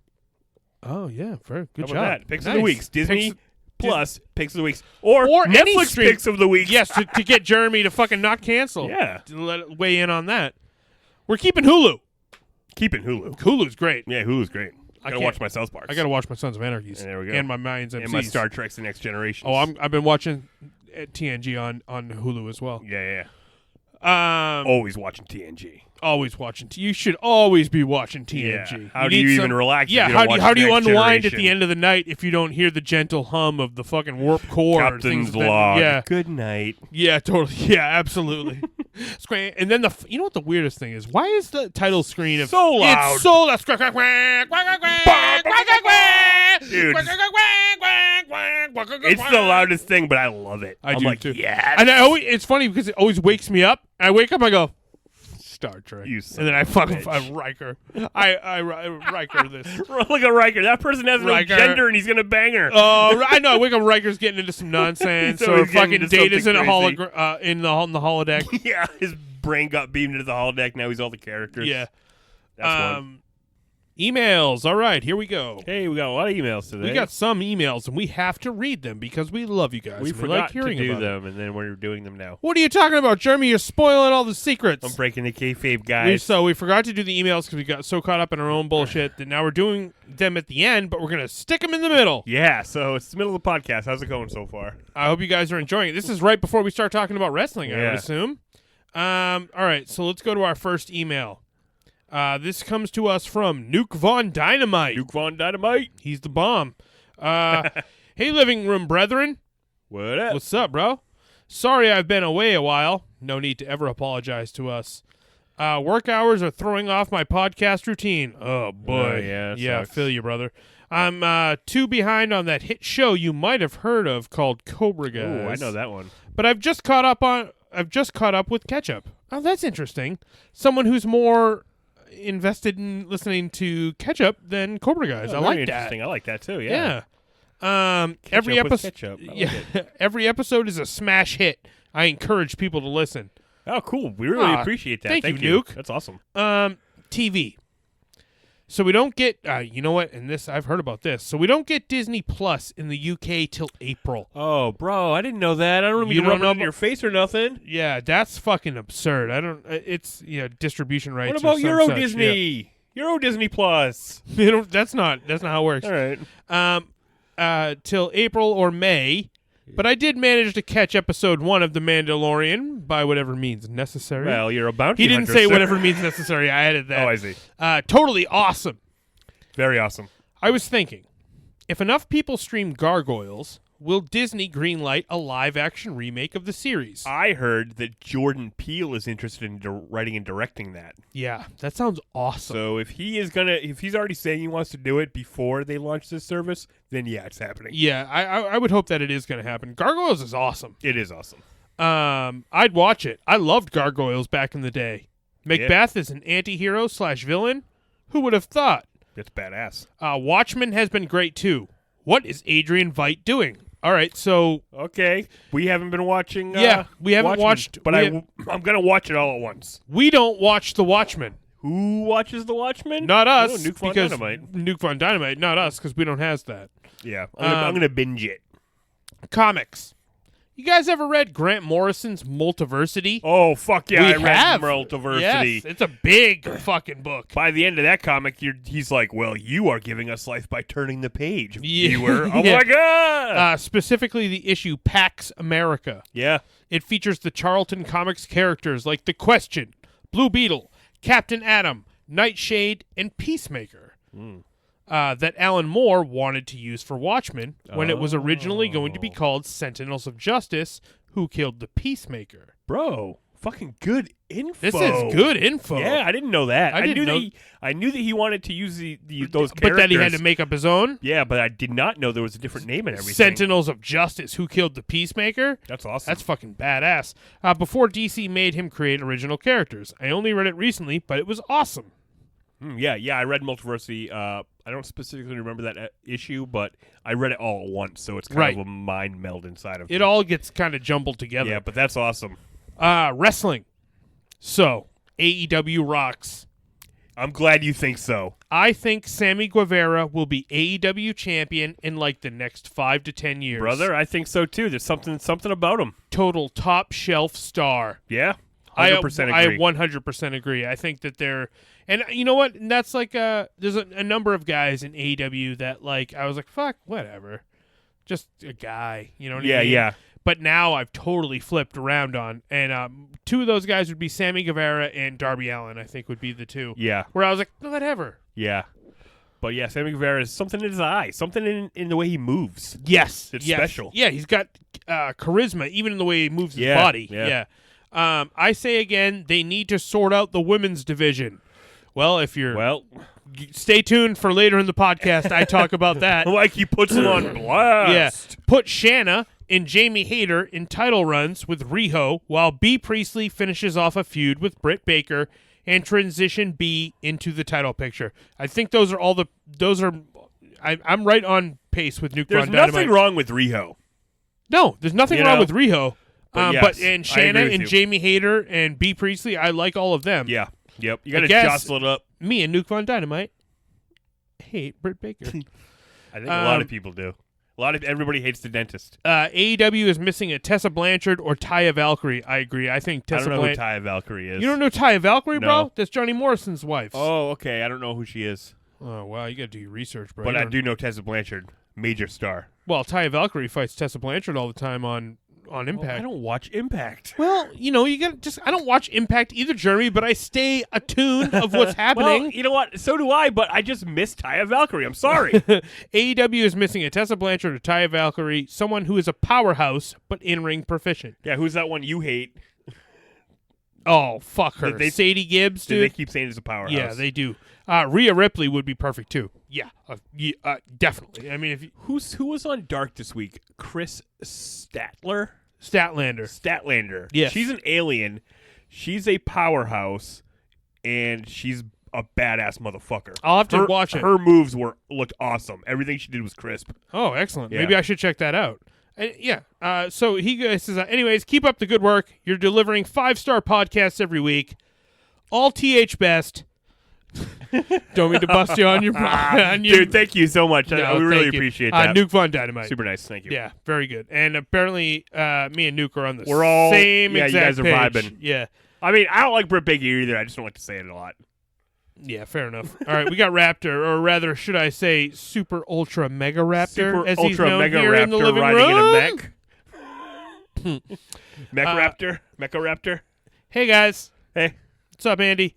A lot to take in after last week's podcast. Loved the commentary / discussion on The Mandalorian. I'm excited to see where it goes. Yeah, for sure. Well, you've seen where it went. Are they selling like little plushes of that toy, that Baby Yoda? Can I hug one? Is this a lead-in? Are you doing a lead-in right now? No, I'm just asking you. Because they just made like a big I've seen 10 times today on my Facebook like, why aren't there Baby Yoda toys? And they're like, there are Baby Yoda toys. I'm just saying, we all want to hug one. Yeah, and there's a bunch of T-shirts and shit. They're like, I think they didn't want to roll it out because it's a spoiler. Right. Yeah. Let's see. He says, so you mentioned Home Alone as well. Yeah. Yeah. I live pretty close to the house that it was filmed in. Oh, really? It sold pretty recently, and it's pretty funny since the owners are very secretive / private. They've tried to disassociate the house from the movie. If you look it up on Google, it's all blurred. See, there's a picture. Oh, that's wow. hilarious. So you wouldn't recognize it from the outside and be like, there it is. Yeah, I'm going to go break in there go and put hopefully my not hands get on hit either with a side of my paint can. face. Yeah. I just thought it was kind of funny. I've heard similar stories of the people who bought Marty's house from Back to the Future and Walter White's house from Breaking Bad. People always throwing that pizza on their roof. Am I right, everybody? Never seen it, but I know they throw the pizza on the roof. I mean, I get that it's probably pretty annoying to have people constantly come by, but it's not like you didn't know it going into it. And right. That is, I agree. I agree. What the fuck are you it's just a nice house. I know it's Walter White's house, but it's just a nice house. I would put a sign. I'd be like, all right, from the hours of like fucking 6 o'clock to 8 o'clock, you can take pictures of the house. You can take pictures of my house whenever you want. Yeah, if you bring me pineapple upside down cake and cheesecake. If you're gonna throw a pizza on the roof, throw a pizza in my fucking mouth. Yeah, throw the pizza into my house first. Let's see. Oh, by the way, part 5 of Home Alone has Ed Asner in it. Oh. Johnny's dad in flashbacks. Wow. So maybe a review for the holidays? Over on the Cobra guys? Yeah, let's do it. But I don't know. That Karate Christmas... Yeah, I think he's got a good point here. But I don't know. That Karate Christmas Miracle movie with Martin Kove might win out if you're going to review anything holiday related. Oh, yeah, we should look that up. Yeah, I think we should probably. Yeah. I think we're obligated. I think we're... Hey, fucking wrong podcast, bro. Yeah, is the Cobra Guys email? Yeah, well, you know, Ketchup email. Hey, man, we're I'm just kidding. It's all the same family. Just messing with you. It's just the same guys. They just have different characters. Let's see, comics. Man, have you guys read the He-Man and the Masters of the Multiverse? No. No, but I will. Do we see that though? Yeah. Yeah, we started around. Yeah, that sounds awesome. Yeah. I thought you were into He-Man. I love He-Man. I like He-Man. I was certainly into He-Man when I was 5. I have so many He-Man guys. Yeah, you did have a lot of He-Man guys. So I guess we're into He-Man because I love Dolph Lundgren as He-Man? Yeah. This is pretty much more of the same. DC, there's a crisis, but it's He-Man centered. The first issue has the 80s movie, Space He-Man. I don't know what that is, but I like the sound of it. Yeah. And the O2 reboot. I did watch some of that. It's pretty cool if you're into the lore. Also, I read the Mr. Freeze Batman Curse of the White Knight Oh, wow. comic. Not bad, but I haven't read the rest of the Curse yet, so I'll start on those now. Have you guys read them? I have not. I have not. I have not Sounds read good. any White Knight stuff. Games. I know I might be crossing the streams here, but to be honest, I listened to all your podcasts last weekend back to back to back. So sorry if it's a little jumbled. That's totally I fine. like that a yeah, lot. That's cool. I did that too. But Tiger Electronic Games, I had the 89 Batman one, among Oh, yeah. others, and man, those were so fun. I mean, they were fun, but they sucked. yeah, I mean, I know, not as cool as the Game Boy / Game Gear, but Yeah. still cool. Very cool. But you know what was cool about That's them? me saying very cool. You know what was cool about them? They had the art on the handheld console. The coolest part So- was the part around the yeah, screen. It's Yeah. true, yeah. Did you guys ever play the Atari Lynx? I don't think so. I don't think I did either. I had one, and man, that was pretty cool back in the day. But man, did it kill batteries. Oh, so it was a handheld. Oh, The Lynx yeah. was a handheld. Yeah. Oh, I think I saw an angry video game nerd about it. Oh, okay. Yeah. All right. Also, you guys mentioned retro games. Have you tried the Raspberry Pi / Retro Pi build? Oh, I would love to. That's just one of those things I haven't gotten around to because I have a Switch which has NES games and Super NES games, like a good assortment, probably like 40 games from each system available to me. And I also have a Retro Duo which can play cartridges from a Super Nintendo or a NES. And we have like I think I bought like 10 to 15 games. Like 12 games. Yeah, 12 games. So that's how I've been experiencing my retro games, but I know what you're talking about. A Raspberry Pi fucking system is pretty dope. It's kind of a fun project and it can be done kind of cheaply. So now I must say I was super impressed by how you handled that question because I had no fucking clue what Raptor was talking about. Really? And you're like, oh yeah, fucking Raspberry Pi, dude, all day, all night. Dude, I would love to Raspberry Pi, but I already got this and this. I'm like, oh, what the fuck is happening on my own podcast? I don't know what the fuck anyone's talking about. That was awesome. Cool. I love that. Cool. So Jeremy's your guy for that, apparently. I guess. I guess I don't know. I'm the retro games I don't know guy. shit about retro games. I play modern games. Yeah. I live in 2019. Well, I'm in my goddamn 30s, and I remember the games when I was a kid. And I'm in my- And goddamn it, these kids nowadays are ruining the games. I'm in my early 30s, and we don't care, you old geezer. Okay, boomer. Okay, millennial. Yeah. Oh, shit. All right, food. Ooh, I like this. Ooh, I like that. Thanks for making me super paranoid about ketchup now. I never put it on my fries to begin with, but now I have to be 100% sure it's not touching. Felt like you'd call someone out if you saw that. I would. I'd say psychopath. Don't you put your fucking ketchup on those fucking french fries, Raptor! Hey, Raptor, while we're reading your email and you're talking about food, send. I want some good dessert recipes that I can bring to my mom's house on Christmas. So she's like, "Damn, you did a good job." This is a nice dessert, Jeremy. Yeah, so you there you brought go. us a lovely dessert. You're the special chef of the Ketchup Kitchen. You know it. Oh, wow, he's ketchup kitchen chef, super ultra mega Raptor. Yeah. As well as Chef Raptor of Yep, Cobra Guys. That's right. Whoo, doggy. So felt like you'd call someone out if you saw that, but also the universe made sure I ended up at a Denny's this week. Have you ever had a slam burger? Oh yeah. Have you had a slam burger? You know what? I haven't, but I'm about to. After some adult beverages, this may be good. Was tote sobes at the time. Well said. But I'd say it'd pair well with a hangover. Obviously, it didn't look good as below. Oh yeah. So Look that's at the that. burger with some eggs on it. Burger, hash browns, egg, bacon. Listen, if there's one thing that everyone should know about Mikey, he likes eggs on his burgers. It's true. I want my all lunch, about it. I want my breakfast, and I want my dinner all in one spot and ready to go. And if there's something you'd like to know about me, I don't really like bacon on a burger. I'm like, I just like the burger. You know what? Bacon's my least favorite part of that. Yeah. If I would take one part off, it would be the bacon. I mean, I wouldn't even consider putting egg on it, you fucking psychopath. Well, no, eggs are great. Quick Star Trek question. Sure. Where do you fall on the Filmation cartoon, Jeremy? I haven't watched much of it. I've watched about 2 episodes. I think that I've probably have watched those same 2 episodes with you. Yeah, so I'm not super into it, but also was never into the original series. Right. Are you into Filmation?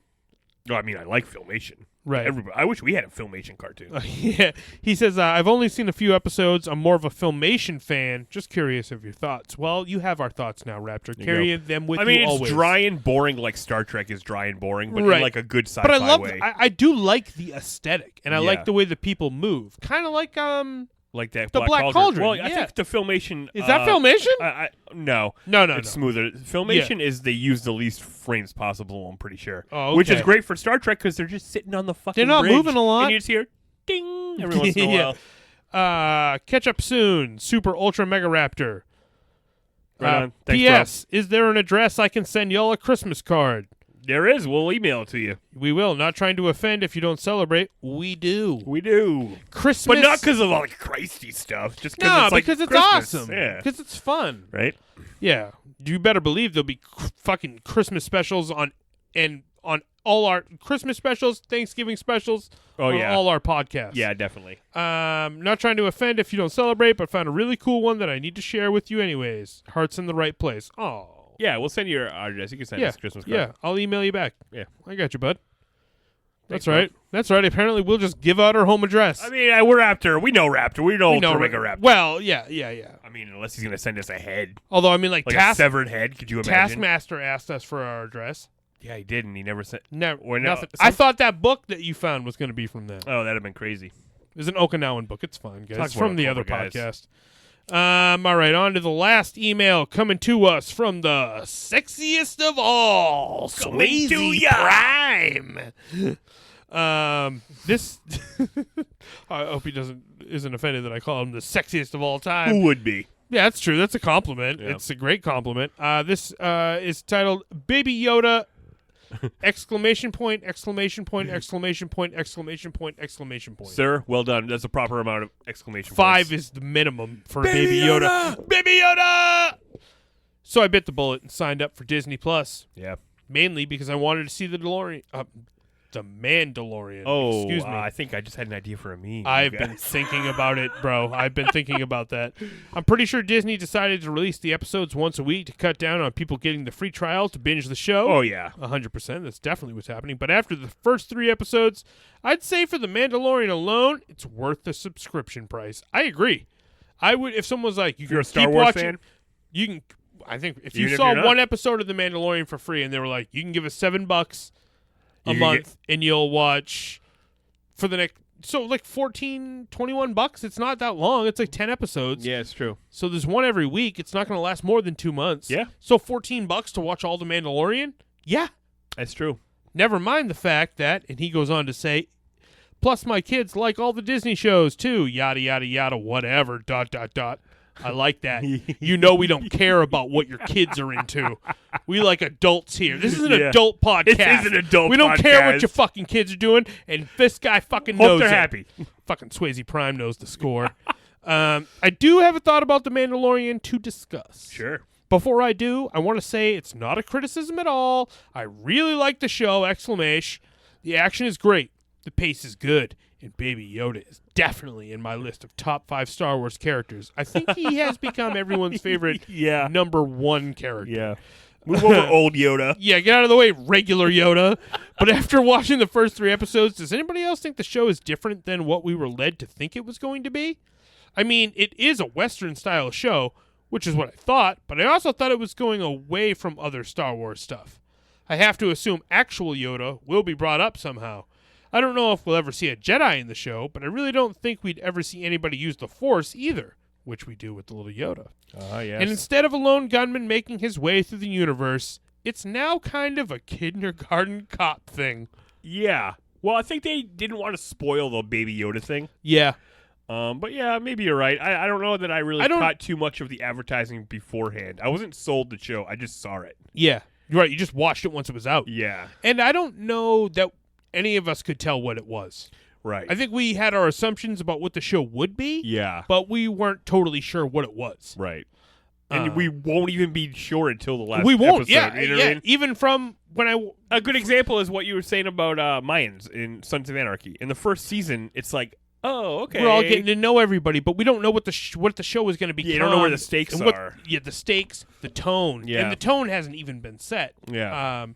And with The Mandalorian, it seems like it's changed from episode to episode to episode. Right, and I've only seen 2, so. Right, yeah. You all know Jeremy's a jabroni. I'm a fool. Surely I'm a fool. Don't call me Shirley. But I can call you a jabroni? Sure. Jabroni beating, pie eating. Glug, glug, glug. I'm not the Rock. I can't do it. You're not the Rock. You're not as clever as him. Nope. Anyway, like I said, not a criticism, just something to talk about. Yeah. Oh, we took it exactly like that. Yeah. Catch up with you guys later. Swayze Prime. Catch up you later, bro. And, all right, I think that's going to finish off the emails. That's the emails. You guys can email us at ketchupinthepodcast@gmail.com. That's right. And stay tuned for the wrestling portion of the podcast. It's going to get hot. It's going to get serious. Yeah, let's see. I think that's all I have in non-wrestling related. Oh, I guess the podcast is over unless we're talking about wrestling. All Elite Wrestling. Guys, I was talking about marking out earlier, and that's where I'm at with AEW. I'm marking out. I see so many... I ain't got time for that. The universe on bro. the wrestling fandom on Twitter is so fucking divided and toxic. It's crazy. But like the things people have to say against AEW, I'm like, I don't give a fuck what you think. I'm just marking out like, yeah, when I'm watching it, some of it's not. Some things are dumb every once in a while, but I'm like, I don't care. It's awesome. Yeah, it's true. And like with WWE, I don't give a fuck. With people saying, when I was watching the WWE and being like, oh, I don't like this, I don't like that. I'm like, yeah, you're right. Maybe that is bad. Anytime I see anything about AEW, I'm just like, you're wrong. Yeah. Like, I'm so just on their side that, marking like out. you said, anything that isn't, I can't even tell what's bad because I like it all. Yeah, pretty much, yeah. Oh, except for the women's division. And it's because you're sexist and racist. Listen, no, Jeremy. I'm just kidding. It's what we do in 2019. I love women. I just don't like scientists. Or dentists. I don't like ists. Yeah.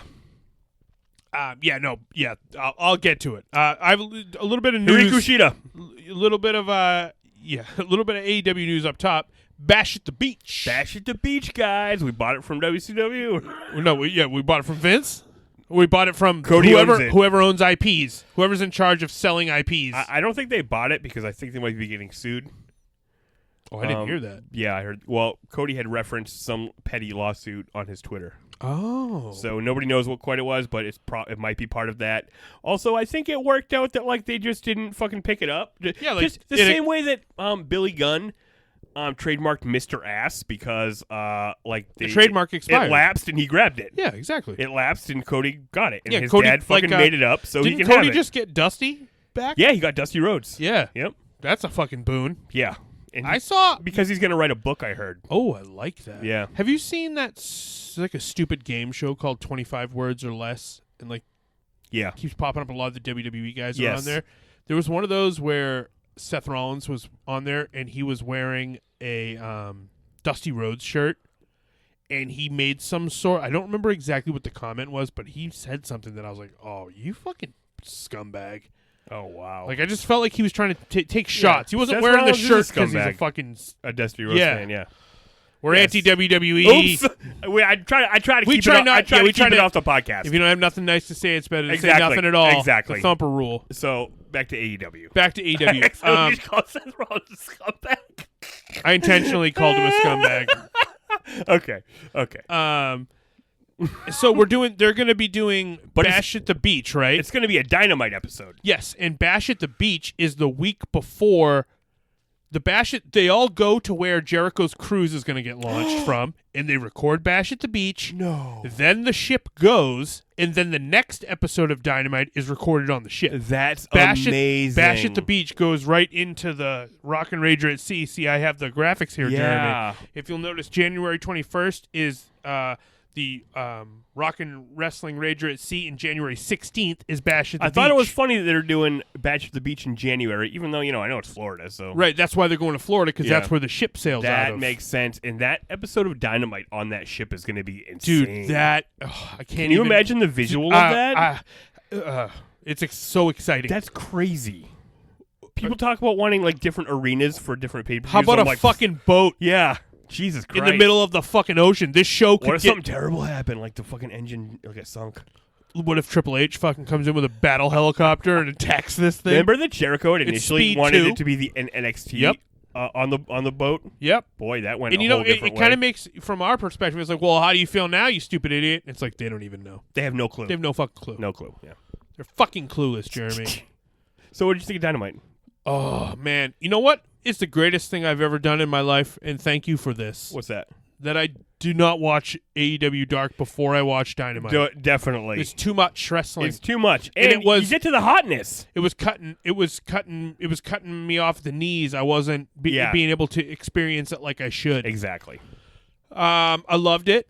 Yeah, me too. There was not many low lights. No. I remember thinking after the show ended, I was like, how would I pick what my favorite part of the show was? You're like, I guess it was the last part. I guess it was the last part just because it was so awesome. And Yeah. I can't, we'll get there. We're going to run the card. This is how we do it. I Break run it down. and I break it. I got it. Yeah. I got this shit broke Cool. And I down. got hot takes. So we open this episode of AEW Dynamite with a singles contest between Rey Fenix and Nick Jackson. Matt Jackson on the shelf after Santana and Ortiz powerbombed him through the stage on last week's episode of Dynamite. That's right. Okay. So Matt's watching from home as his brother competes in singles competition for the first time in almost 4.5 years. Yeah. What'd you think? Phoenix did singles competition just last week. Wasn't he the fucking AAA champion? He's like all over the place. Yeah. This guy won't stop wrestling. Yeah. He's like, oh, I work for this company? No, I work for 50 companies. You all work for me. These fucking couple of dudes. These fucking couple of dudes. I really feel like this match revealed that they are the same wrestler. Yeah. They're the know? same. They're the same guy on their tag team. Yeah, exactly. Yeah. And they're both the younger brothers. That's true. Well, yeah, I like that. Yeah. Because was it the part where you realized that Nick Jackson could do that thing where one leg's on the outside of the rope and one leg's on the inside of the rope, but he can springboard up, Jump up to the You're top. like, he does exactly what They Phoenix can do does. the same shit. And then Phoenix nailed a bunch of nasty super kicks. Yeah, and you're like, sure. these guys are both wicked good at all the same stuff. So speaking of the toxic Twitter, I saw someone say... What? Don't tell me, Jeremy, someone said something bad about this. Yeah. Oh, yeah. I should unfollow Dave Meltzer so I don't see all the fucking dipshits All the tweeting at yeah. them. Yeah, you hear that, dipshits? So it said, this match wasn't that good. I counted at least 10 super kicks. And my first thought was... What kind of math are you doing? Why are you counting super kicks? Just shut the fuck up and why watch doesn't the match. And why doesn't each super kick give plus Multiply 5 times to the 10. match? Yeah, Yeah. that's what I don't understand. Totally. These were some... There was a part, literally... There was a real solid super kick that Matt put in this dude's fucking mouth. Nick. Nick, yeah. Yeah. I thought the same thing about Phoenix, Yeah. dude, because there was a couple They were where tit he for hit tat. him with super kicks where I was like, how are you standing so close to him, but yet bending your leg to super kick this man? And that they did a few bits on the outside near the ramp. Do you remember that? Where they Yeah. were like flipping off the thing and he was trying to grab his legs. I love the part. He went to slide in and he grabbed him by pulled the out. trunks, and Yeah. then he tried to slide in. He grabbed him by the boot and Yeah. pulled him out. Yep. Oh, loved it. Yeah, it was great. Fast paced, flippy, fun, a good story because Nick kept looking to the corner Yeah. for the tag. Yeah. Every time he was in trouble. Yeah, and I thought Jim Ross was doing a great job of talking about how both these guys are used to being able to get a breather Yeah. by tagging their partner, and that's why there would be lulls in between moves where sometimes, like, because later on in the match, they both kind of started taking breaks where they're like, literally catching their breath, which I bet they were literally catching their breath because they're going nonstop. Possibly. You think they have endless I don't know. tanks? It seems like it. Yeah.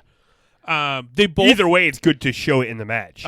they both hit really sick, like Hurricane Ranas. Like there was one that Nick hit on Phoenix where Phoenix was on the top turnbuckle and he did like the Phoenix springboard with leg on inside, leg on outside, and then Hurricane Rana'd him in the ring. And then Phoenix did one on Nick where he Hurricane Rana'd him off the apron onto the ground. Oh, yeah. And I was like, whoo, Yeah. doggy. Yeah, it was a good match. It was and a then great match. At the end, after, and Phoenix won, right? Yes, Rey Fenix won with a spinning sit-out muscle buster That's right, after he hitting did. the Animo kick. That's right. The Animo kick is bananas. You're in the corner. He runs, springboards off the middle rope, spins around in the air about 60 times, and then fucking spin kicks you in the face. That's like some fucking Double Dragon shit. It looked like some Double Dragon shit. And then he got him for a muscle buster, but then he spun around a bunch of times and then sat down and laid him down on his back. Yeah, like a Falcon Arrow. Yeah. Yes. And he won, which, I think that's the right call. I think that, when the Young Bucks are fighting singles matches, they don't need to win. They don't need to win, yeah. And Phoenix could be a singles competitor. Of course. And just like Penta's entering into a singles feud with Christopher Daniels, Phoenix is going to need to do something, so you need to establish him as a singles superstar as well. That's a good point, and I think part of the reason that the Lucha Brothers are so valuable is that they are a great team and two great singles. It's bananas. It's crazy. Yeah. Although Not that Nick was can't awesome. have great singles matches, but they're a tag team. They want to be known. They as a want tag to be team. a tag team. Yeah. It was fun to see him in a singles though. It was great. Yeah. Also, you know what I fucking love about this show? What? It'll be going and going and going, and I'm like, this is so long. And then I'm like, oh, a commercial? Yeah. Oh, shit, it's been like a half an hour. Yeah. Man, I was having real fucking disruptions on my feed. Did that happen to you when you were watching it? No. Oh, okay. Maybe it was, I guess it was the weather. It was windy and rainy.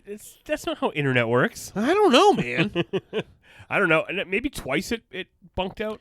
About 57 times while watching this, I had to like click it because it kept going like it would glitch so that I saw the same. It was like a little GIF. It would just keep playing over and over again. Oh wow! And then the audio would go out completely. One issue I did have, and I think this might be the mix on the show or my ears. You tell me. In the very beginning, I could not hear the commentators because they were at the same exact volume as the music. The music was bleeding out the commentary. I didn't notice that. Okay, but so maybe it's my ears. Maybe I'm losing depth perception in my hearing. Right. Is that a thing? I don't know. Well, you know what I'm saying? Yeah, we both seem to be having issues with this episode then. I don't know what was going on. I guess it was just a shitty internet, but yeah. Luckily, and this show is only pay fucking $80 for it. So yeah, it's not, right. Guess it's not a big fucking Jesus deal. Christ. Yeah, dude, I had to keep and it literally, dude, every single day it turns off at 4:05. What is going on with that? Every single day the fucking internet stops working at 4:05 a.m. Is that because they need to most people I think is not a big deal, but that's when I'm up watching stuff. Right, that's like your peak time. Yeah, so I gotta fucking wait till 4:08. Jesus Christ, everybody. Right, that's weird though. That's like when everything resets and they're like, nah, for 3 or 4 minutes, nothing for you. I think that's when we would switch into another universe, like the Mandela. I know. I was thinking that's when they reset all the cameras and they download all the feeds they're watching us on, and then they restart it. Yeah, that's what's happening. Yeah, because we're in an experimental fucking. We're the Truman Show. Yeah, it's all simulation, baby. And now you guys know we're in a simulation, right? Of course. Do you guys know that? No, the fucking world is round, though. In the simulation, the world is round. I mean, there's a simulation out there with a flat world, but this ain't it. This ain't it. Sorry, guys. Then we go to a big, we get a nice commercial.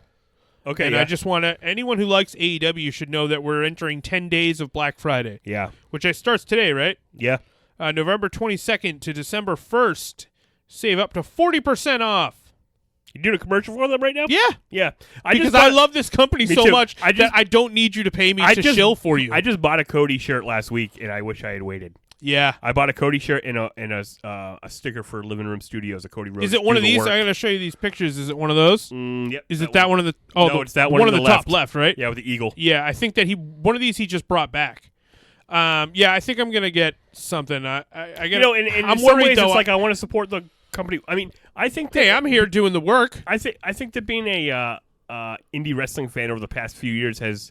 And a wrestling fan in general, like, hardwired me to know, buy the shirts of the guys you like. That's what helps them. That's what helps them. You're putting the money right in their fucking We all pocket. bought Daniel Bryan shirts, and they were like, all right, this is a guy then. Fine, we'll make him a guy. Yeah, it's funny that even in WWE, even in WWE, and the Young Bucks made their empire on the backs of T-shirts. Yeah, absolutely. You know? And that's how we got here. Remember when this company started? Everybody's like, it's a T-shirt company. T-shirt company. You want to make a T-shirt company, do you, huh? So... T-shirts to support your favorite wrestlers. Yeah, so go to oh shit! What is it? 20% off. Shop AEW. Shop AEW.com. Yeah, we're like JR and fucking Nick Gallagher over here. I know it's funny. I was like, you know what? You want to advertise with us? We can do that. Yeah, fuck, that's the dream, right? Dude. I know. Oh my god, AEW advertising. I want to do. Can we do fake ads for like Arizona Iced Tea? Bro, I've always wanted. You know, I've talked to you about doing fake ads. I fucking love that shit. You know what? This episode's brought to you by Natty Daddies. What kind of is that? A beer? Yeah, it's a beer. It's a giant can of cheap beer. 25 25 fluid ounces, Yep. 8% alcohol. You can get going on this sucker, guys. You can All record a right, that's enough podcast for- at any time. That's enough for commercial breaks. Yeah. Let's get back to the show. Oh, great. Let's get back to the show. Britt Baker ranked number 1. I like this rank talk. I A like lot it of too. rank talk. So Britt Baker ranked number 1, taking on the wins and losses really does make the show more it exciting. makes everything matter. Yeah. Not this one, but No. No, this was good. no, it wasn't. Britt Baker versus Hikaru Shida. Yeah, I like Hikaru Shida. I like Hikaru Shida too, but the match sucked. I wouldn't say it sucked. Bro. Britt I mean, Baker's Britt Baker sucks. awful, dude. None of her moves have oomph. All of her shit looks like she's doing half motions. It's just there's nothing there. Yeah, but when she's getting kneed in the face, that looked good. Yeah, when Sheeta's striking her, Yeah. and she doesn't have to do much. Yeah. Yeah. I mean, and I'm not. Listen again. And I mean, I said this earlier. It's not about men or women. no, I agree. It's about Britt Baker. It's about Britt Baker. I like Hikaru Shida. Yeah, she's I like awesome. her, and I think she could be a top star. and I'm really glad she won. Me too. I don't want to spend too much time on this match because I wrote You didn't love it? Sheeta wins with the running knee So- strike. Yet another shit show in the AEW women's division. So wow, Jesus Christ, we're that podcast now. So there's two ways to watch wrestling, and when the in-ring contest isn't, AEW is built on workhorses. You know what I mean? yeah, Like it's all about in-ring, but there's also the part of wrestling where you're like, well, what happened? When people watch Raw, they don't say, "Oh, how was that match?" They say, "What happened?" right. Oh, right. Braun Strowman fucking body slammed Yeah, everybody. body oh, slam the ring. So for the matches we don't like, let's just say what happened. Yeah, right. Oh, what okay. happened? Britt Baker lost. That's what Britt happened. Baker lost. Yeah. Yeah. Yeah, I do like. I like that spot where Sheeta sets up the chair outside the ring, I like it too. and like Aubrey Edwards, is that her name? Aubrey. Edwards? Aubrey, yeah. Yeah, the referee. She's, you better not hit her with that chair. She set up the chair, and she's like, "All right, well." She's like, okay. Oh, you're just doing your. You're doing your thing. You're doing your thing. So, right yeah, here on she the sets outside. the chair up and then she does a run and a jump and a flying knee. Yeah, Yes. it looks good. It's awesome. Yeah, I mean, she need the fuck out of this poor woman. Yeah. though. I will say Yeah. that. Britt took That's some what I shots. thought looked good. I mean, Yeah, they're But laying it in. Yeah, I know, and I hate to. I know, and I just was saying, "Oh, I'm a Mark. I love everything on the AEW." But here you I'm are. very critical of the women's division. I thought that Britt Baker I love looked women's- better in this match than she has. I agree. And So- you know what? When She looks mad tan, which when the match first started, and I was like, when they locked up and they hit the ropes, I was like, "Oh, we're going, we're moving, yeah, we're hitting." I don't want to say the ring's too big. for the women.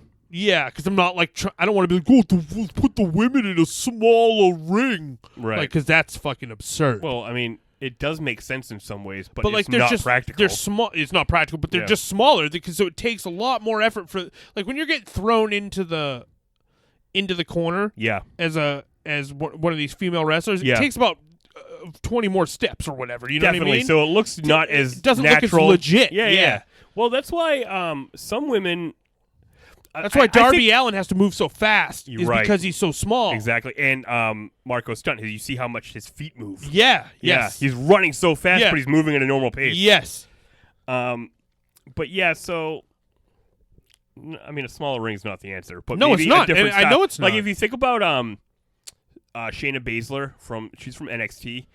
She never hits the ropes. Yeah. Less whips. Don't They throw don't each do. other They around don't do as them. They much. just Yeah. it's like more Work around it. Yeah, exactly. And Ronda never hit the ropes either. Drag each other to the corner or something. I mean, who am I? I mean, Who are you? But who I am know what you're saying. I'm just saying. You know what? I'm not going to not be honest about. I'm not going to lie Definitely. just because I like. We're just catching up. Yeah, just because I love AEW. This is Yeah. we're in the living room. The truth will be The set truth free. lives in the living That's room, right. The motherfuckers. truth lives in the living Yep. room. Yep. Living room is for truth. And I think part of AEW is like, they're listening. Right, I mean, they're right. not listening They know to this. I like to think that Cody is listening to this Yeah, podcast. totally. Cody, I love you. Yeah, I Cody, bought the shirt. But you Cody, know what I mean? I might buy a shirt. I might buy a shirt of your dog. If everyone's critiquing the same things, like they're changing things as they get critiqued, definitely. That's already happened. Listen, I'm not trying to have Kenny Omega show up here and fucking V-trigger me because Yeah. I'm talking shit about the women's division. Yeah. I like all your Joshis. Love the The Joshis. Joshis are amazing. They are, and yeah. they move fast. Yeah. I hate Britt Baker, I guess. Yes, because exactly. I like B. Priestley. Yep. I love Shanna. Yep. Who's that other one I hate? Sadie Gibbs. She can fucking eat shit and die. Yeah. I don't like her. Yeah. But let's move on. Dark It's a Order. work in progress. Yeah, Dark Order vignette. I loved it. I fucking loved it. as well. Yeah, it was really And well put together. I stay away from the scuttlebutt on the internet for the most part, but I saw a couple people, one guy being like, it was funny, it was on Instagram, it was like, one guy being like, oh, this is the worst part of fucking AEW, this shit sucks. What are you talking about? Shut and up. then fucking Dustin Rhodes was like, well, fuck off then. Oh, really? It was on that. It was like AEW on TNT had posted something about the Dark Order vignette, and they were like, oh, this sucks.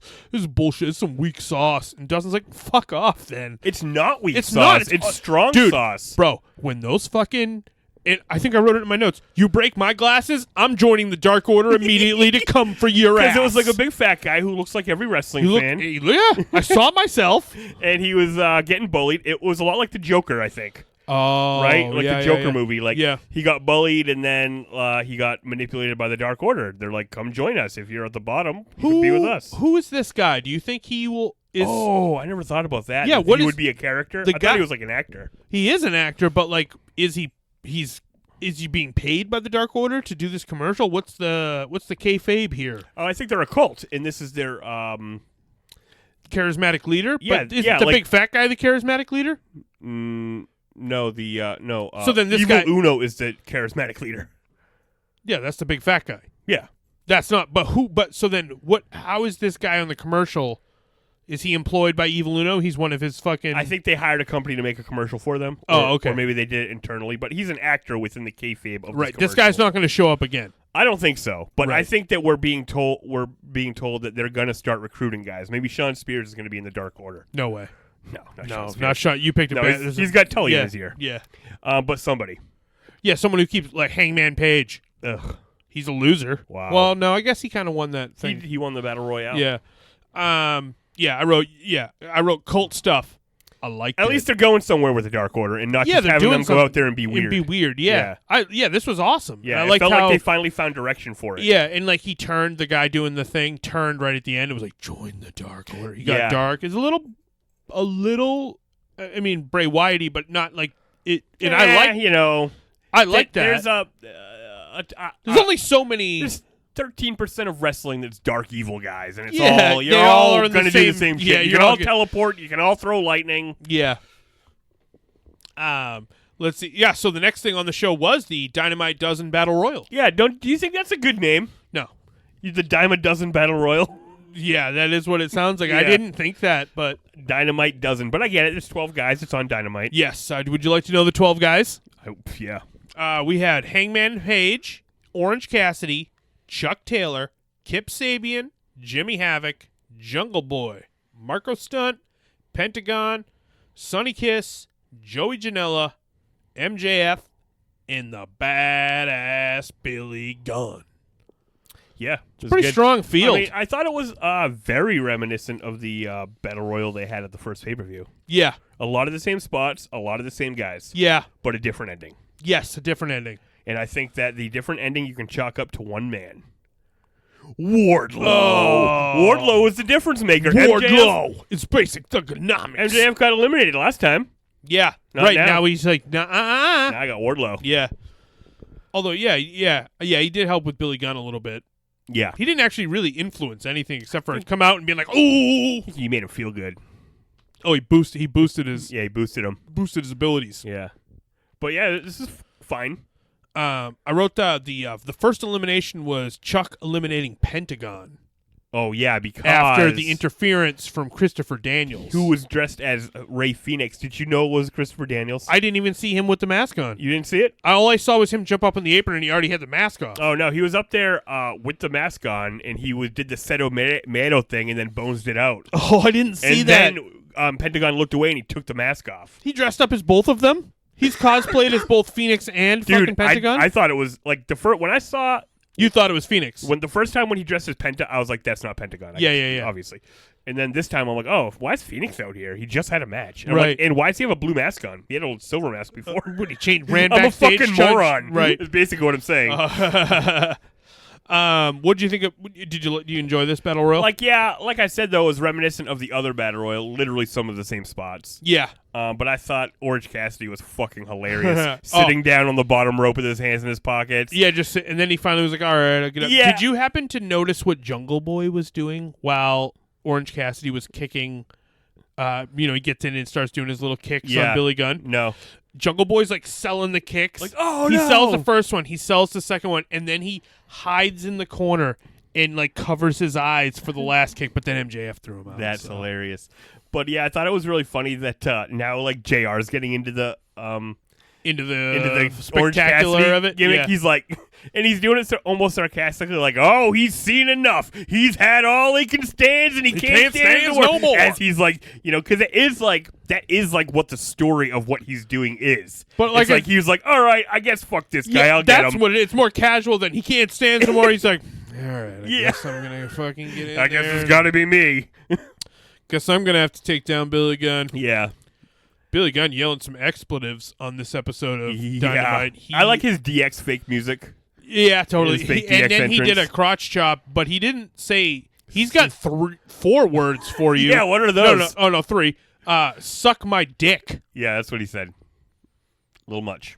A little much. I thought he should have chilled out. And then when he was like, when fucking Wardlow came out, Billy Gunn started swearing at Tim too. Yeah. He's like, "You bring this fucker down here, you bitch!" Or I don't know. Maybe he asked him to go to hell with him. I don't know what happened. Do you think this was, they were like, well, we got to put some star power out there. Fucking Seth Rollins is on NXT right now. Yeah, I think they were 100% using Billy Gunn as star power. Yeah, That's why he came definitely. out last. Yeah, it was great. Yeah. And also a nice surprise. I think it worked. And also, looks like $1 million. Yeah. Works great. Yep.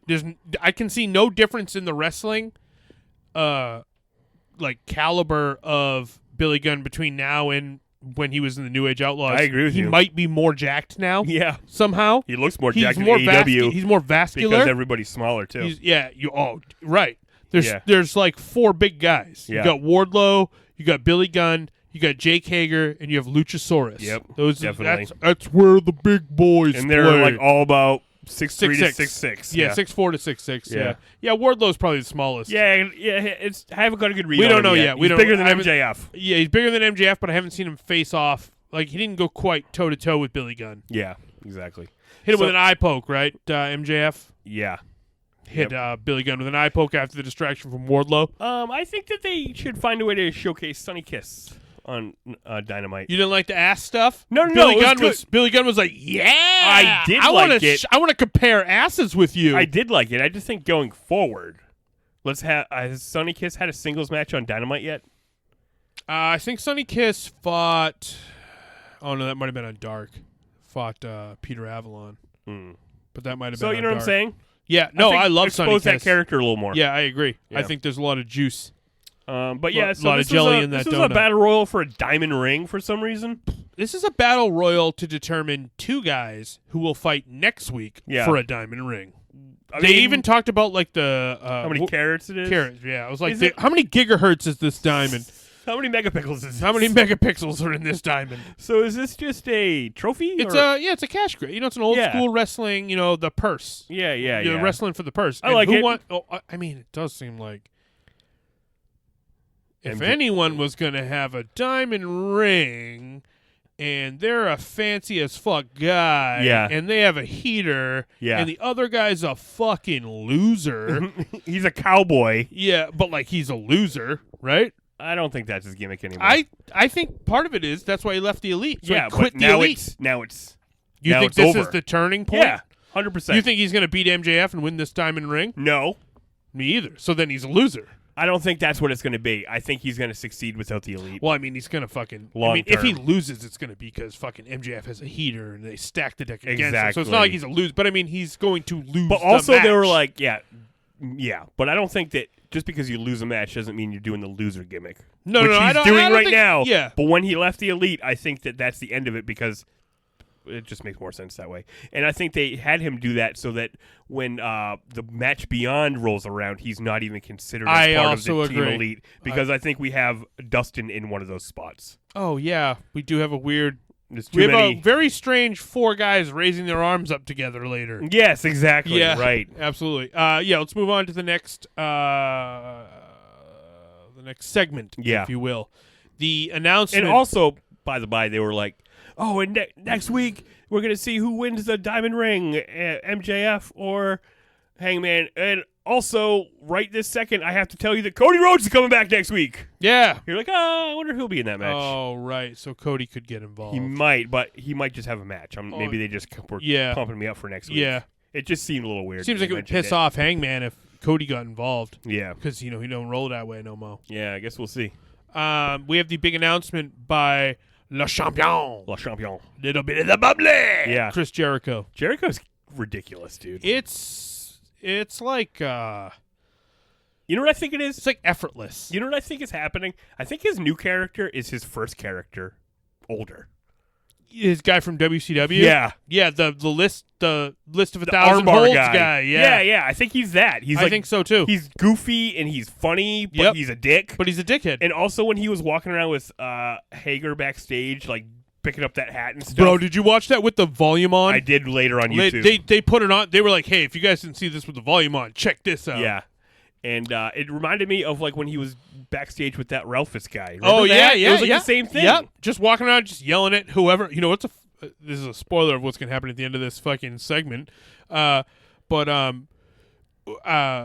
When it was like first thing he said to Scorpio Sky after he won the title, he's like, Scorpio, you'll never get a shot at this. Oh, yeah. I saw a meme that was like, Scorpio, you'll never get a shot at my title. Wow. Like, when he was yelling at everyone, telling the librarians to shush the first time. Right. That's hilarious. Yeah. But he did. He is. Yeah. So he comes out and Jericho, Jericho refers to Jake Hager as the Big Hurt. Yeah. Oh, yeah. I love that. And I want that to... I'm sure it will. Everything Jericho says is a T-shirt, and every T-shirt's your new nickname. Yeah, that's true. I want that to stick so hard. Yeah. You know what's weird? I saw a commercial later on while I was watching this episode of AEW that had Frank Thomas on it. Brother, I see that Frank Thomas commercial every time I watch Sling. So, but it's funny because he's the Big Hurt. Yeah, I know, yeah. And then I was like, oh, what? Yeah. But I don't watch a lot of Sling. I only watch this. Right. Yeah. So it's a funny coincidence for me. Was it for some male enhancement? Yeah, I think so. Did you order it? No, bro, I don't need male enhancement. I'm as male as they come. You're canceled. I'm canceled. For being too much of a male? That's right. Yeah, that's fair. SCU interrupts. Yeah. Because Jericho's announcing a SCU. Blah, blah, blah, blah, blah. SCU. Best in the band. SCU. Jericho was announcing like a special Thanksgiving, thank you, Thanksgiving. Yeah, and I was like, oh, this is all it is. Like, that's literally what I thought. I'm like, oh, Jericho's just coming out here to tell me about a celebration next week. That's weird. Yeah. And then out comes Scorp. This oddly kind of mimics this sort of a local thing, I guess, but Rob Gronkowski was like, I'm making an announcement. Oh, yeah. Right? And you thought Dude, it was like, I'm coming back to the Patriots. And then he was like, I'm throwing a fucking beach party. Yeah. And you're like, are you fucked? I overheard some WEEI sports radio talking about that. And they were, a guy called and he was like, Gronk's a fucking scumbag, dude. What? Yeah, like, how dare he do that and, like, play with the emotions of the Patriots fans. And then the guy on the radio was like, yeah, I totally agree with you. Wow. You guys are fucking marks. Yeah, just totally. Gronk's throwing Gronk's throwing a bash at the beach. Leave him alone. And they were also talking about how, like, I think Bill Belichick's, like, really setting Brady up to fail this year so that he doesn't have to pay money on his contract next year. I'm like, you guys are crazy. Yeah. Fucking sports fans Idiots. are out of control. Anyway, what happened on wrestling? Yeah, totally. I know. I didn't mean to talk about other sports. Now, let's talk about some real sports here. Yeah, some the sports of King. Yeah. So anyway, dude, it turns out that Scorpio is scorch the mic. Yeah, is he's that amazing on the microphone, dude. And is this an unscripted promo? I don't think they script shit here. Right. I think that we're all like, just get this. This dude's learning. There's no way MJF and Chris scripted that thing from last. I mean, I agree. They had a loose outline. Yeah, I'm sure. Yeah. No, I agree. Definitely. And this was amazing. I don't know which of these were unscripted, but when he said that his crush from high school, Melanie Parsons, that was so funny. And then Jericho said, "Well, I heard Melanie Parsons has put on a little weight." Cut to chubby girl in the crowd. I'm sorry, you're not chubby. Well, it doesn't matter if she's chubby. It doesn't mean she's not beautiful. Yeah, she was. And then, but she's just like, oh, no! Not the... Yeah. Like, and then... She was personally offended by that one. And then, what was it that Scorpio said? Oh, and then he goes, well, I like big butts and I cannot lie. Yeah, and then Excalibur goes, you other brothers can't deny. Dude, and I was like, he couldn't stop himself. Right. It was And so smooth. I was just like, it's so funny. I was grinning ear to ear. Melanie Parsons. Not since all so the funny. Mandalorians got together had I been so fucking excited. Yeah, it was really amazing. Yeah, absolutely. I wrote Melanie Parsons in my notes. I'm glad I had you did. to. That's so funny. And then oh my god, it also seems evocative of a classic Jericho promo somehow. Oh, absolutely. I feel like that's a reference to another promo somehow. Everything with Jericho is a Yeah, reference. it is, seems yeah. like. And then SCU. Daffy Ducks. It's oh, bro, yeah. Fuck yes. They Duck manipulate Duck season, rabbit season. They manipulate Chris Jericho into giving Scorpio Sky a title Yeah, match. because this version of Chris Jericho is not shrewd. He's a buffoon. Yeah, who can be manipulated by his emotions. He's larger than life. This prima donna fucking. But it's also like you're supposed to laugh at him. That's the kind of heel he is. Yeah. Because you're laughing with him because some of the stuff he says is funny, but you're laughing at him because he can't. Oh, dude, he's like the Fonz. It was he can't true. say sorry. Right. I was like, this is like Liar Liar. Yeah. He can't fucking lie. Yeah, right. He can't, so he needs swag. And dude, Swagger was trying his hardest not to crack up, not to laugh, and I loved him for it. Yeah. I was like, yeah. You're nailing it. The crowd loves it. Yeah. Jericho's killing it. Yep. Nothing here is missing the mark. Everything is perfect. And it's like Hager's going to slowly get over by being around Jericho by moments like bro, that. Yeah. We're going to get to something with Hager that I was like, yeah. I see. I did not know, and now I know because you show me. Right. So, all right, let's go down. So, they're doing their back and forth, the War of Worlds. Jericho works himself into a shoot and makes a title match at the hands of SCU. And then brawl. You got to brawl. Inner Circle comes out. They're putting a beat down on SCU. They handcuff Christopher Daniels and Frank Kazarian to the ropes. Yeah, smart move, proud and powerful. Yeah, those guys are getting. They're fucking so good. In their match, dude. Oh, other than that one little thing that I think I saw on the internet, a little botch, but I thought, Little Botchki? Yeah, where he was supposed to pull the ref out. Oh yeah, but then it got weird there. But then I think JR fixed it. I think JR was like, it turns out he's not the legal man. They did, and I bought it 100%. Yeah, all right, so it makes sense to me. I agree. I'm just gonna take JR's word for it. I thought that too. But they're so good anyway. Then Naka's Proud and Powerful. Yeah, they're amazing. Yeah, they're amazing. They did some great. We'll get to that, right? Yeah, they have the match after this. Nakazawa and Cutler try to come out. Oh yeah, and they get.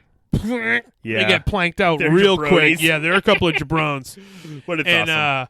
And then fucking Hager does this thing where he swings fucking Scorpio around like 3 times and then throws him into Jericho, who fucking annihilates him with the Judas effect. Right. That was awesome. It was like a super Judas effect, a super duper Judas effect. You're right.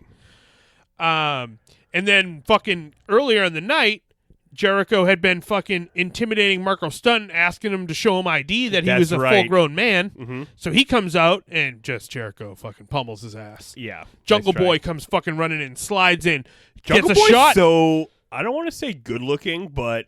Why? Like, why don't you want to say that? No, you're right. He is good-looking. He's super good-looking. Yeah, he's super good-looking. And he's super trim and, like, not jacked, but you're like, look at this fucking But his guy. waist is so thin, and it's he's still crazy. muscular. Yeah. Yeah, he's got all the things. Yeah. Well, did we think anything would come less of that than the son of Luke Perry, God among men? You're right, who was super good-looking. Yeah. Like the next James Dean. Yeah. As far as looks as far as leaning on a motorcycle wearing a white t-shirt and maybe a leather jacket. Yeah. And then fucking yeah, and this was a better run-in than last week. Yes, much better. Better times. Although I was like, wow, everyone's coming out here? Yeah, I was like, oh, everyone's... But then they explained that Luchasaurus' match was next, so it makes sense why those guys came out because they were already all in Gorilla. Yep. And they saw the, and I actually tweeted this. I tweeted that Luchasaurus is the hero we deserve. Ooh, I like that. You know what I mean? He's like a good guy and a badass motherfucker and a dinosaur. And he's like, you're beating the shit out of these guys? No. A good guy who can fucking do work. Yeah, he's like, no, you're not. I'm going out there. So then it's like Superman. So then we get a Luchasaurus. So Luchasaurus gets into the ring. Jericho gets out. Yeah, takes a powder. And then we get fucking Jake Hager and fucking Luchasaurus. The match you didn't know you wanted. Now I want it more than anything. And that looks awesome. And then Hagar powder's out as well. Yeah. He's not prepared for that shit. He's like, fuck you. Because Yeah, he's smart. Yeah. Jericho he has taught him a little something. walked away. Yeah, absolutely. He's like, I'll meet you in the dinosaur dick. So, yes, like you were saying, he has the next match. Luchasaurus is taking on the librarian Peter Avalon. Right. He fucks him up. This is a Squashosaurus match. Yeah, this was awesome. This was awesome. I think they should have... Luchasaurus. I think they should have... I don't want to say more squash matches, but maybe more squash matches. There's almost no squash matches. Yeah. They're all fucking Donnybrooks. Yeah, it's like I think on this week's Dark, I forget who the Young Bucks fought. I think they fought Strong Hearts. Strong Hearts, yeah. So that was a prototypical Young Bucks match, and I'm like, we don't see enough. You of watched these Dynamite? Ones. Yeah, I watched Dark.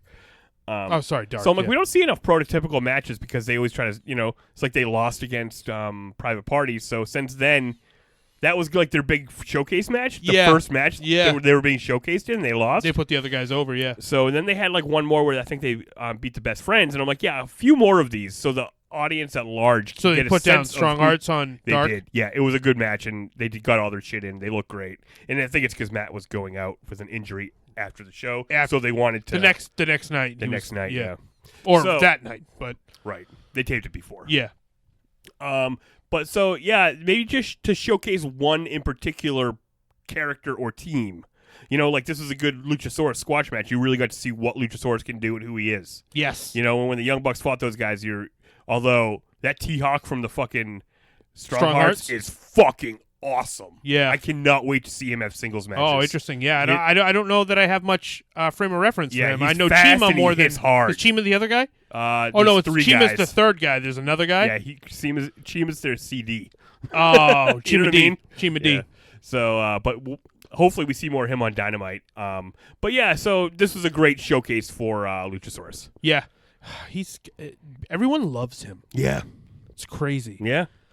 All right, let's see. What do we have next? PP versus PP. PP. Oh, it is PP versus PP. You're right. Oh, Proud and Powerful versus PNP versus PP. Private Party. It's a private party. Yeah, let's get it started.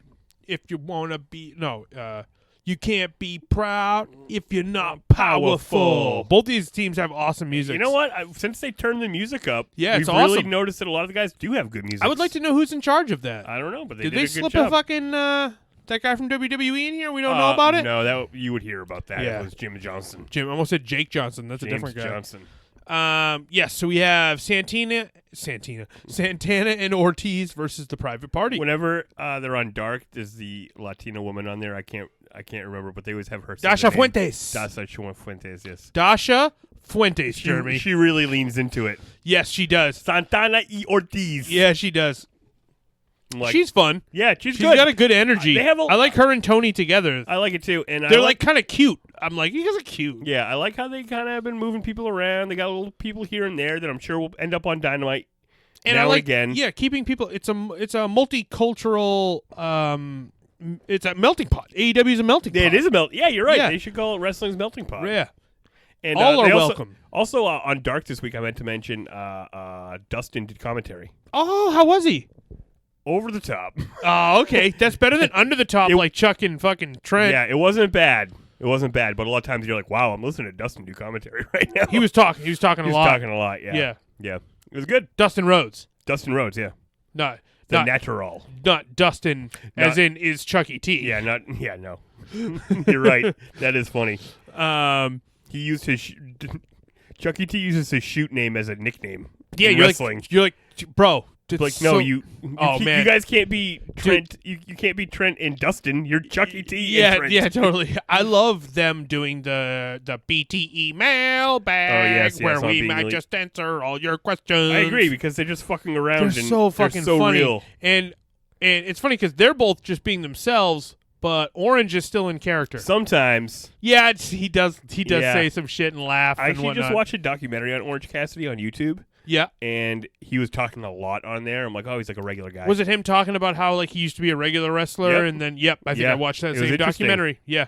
He's so fucking good. He's so fucking good. And something Dustin Rhodes said on AEW Dark is that if he could start his wrestling career all over again, he'd be Orange Cassidy. Oh, that's awesome. Yeah, That must be right? so cool to hear if you're Orange Cassidy. Totally, yeah. He seems like a cool guy to meet, Of course, right? he's the coolest. His Right? hands are in his pockets. I know, right? Fuck. Anytime. Some people hate it so much. Oh man! Anytime I put my hands in my own pockets, I'm like, I'm Orange Cassidy. I'm Orange now. Cassidy I think that now. too. Yeah. I'm gonna fucking run up and dive at someone with both my hands in my pockets. You need to get some shirts of us with shirts of us on them. Oh yeah, definitely. This match, dude. Oh yeah, this was awesome. This is why we started the Federation. To Yeah. burner tag team matches. To have awesome tag team matches between awesome tag teams. Yeah. I'm not sure which. Who impressed you more? Yeah, I think Proud and Powerful impressed me more. I agree. I was going to They say did that thing where they kept passing the guy, holding him in Dude, the suplex. and then, but you're like, Marquand, I think was the guy in the suplex. Yeah. He did that thing where at one point he passed out. Yeah. The blood, so much blood had gone to his head that he went limp, but they still kept him up there. Yeah.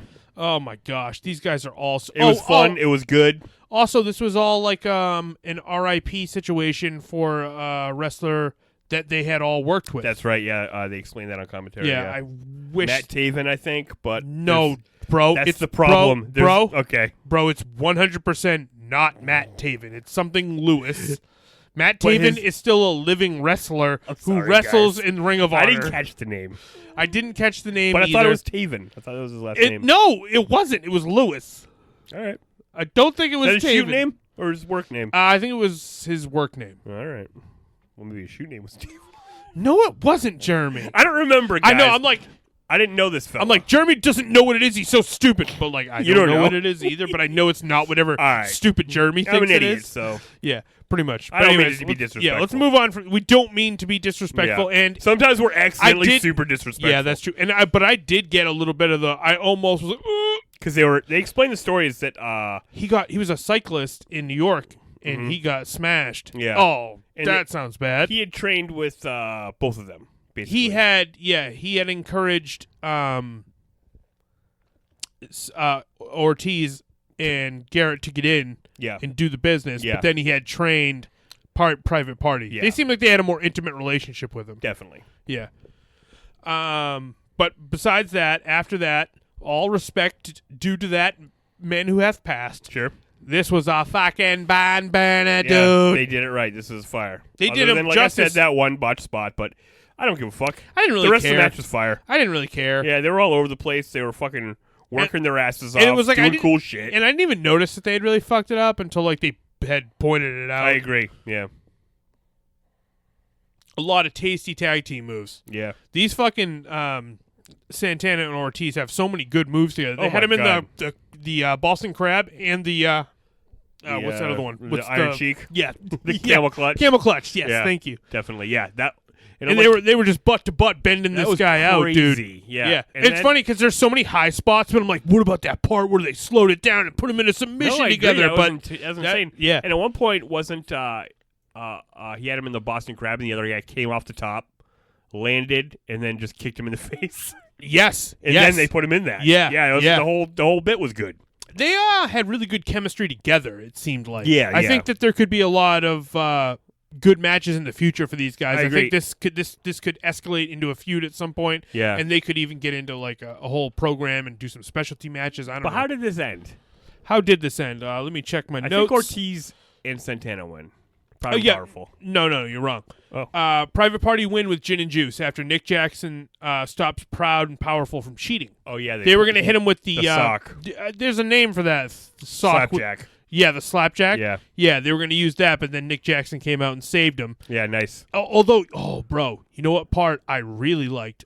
So they put a beat down on Marquand Yeah. in this match. They really hurt his back.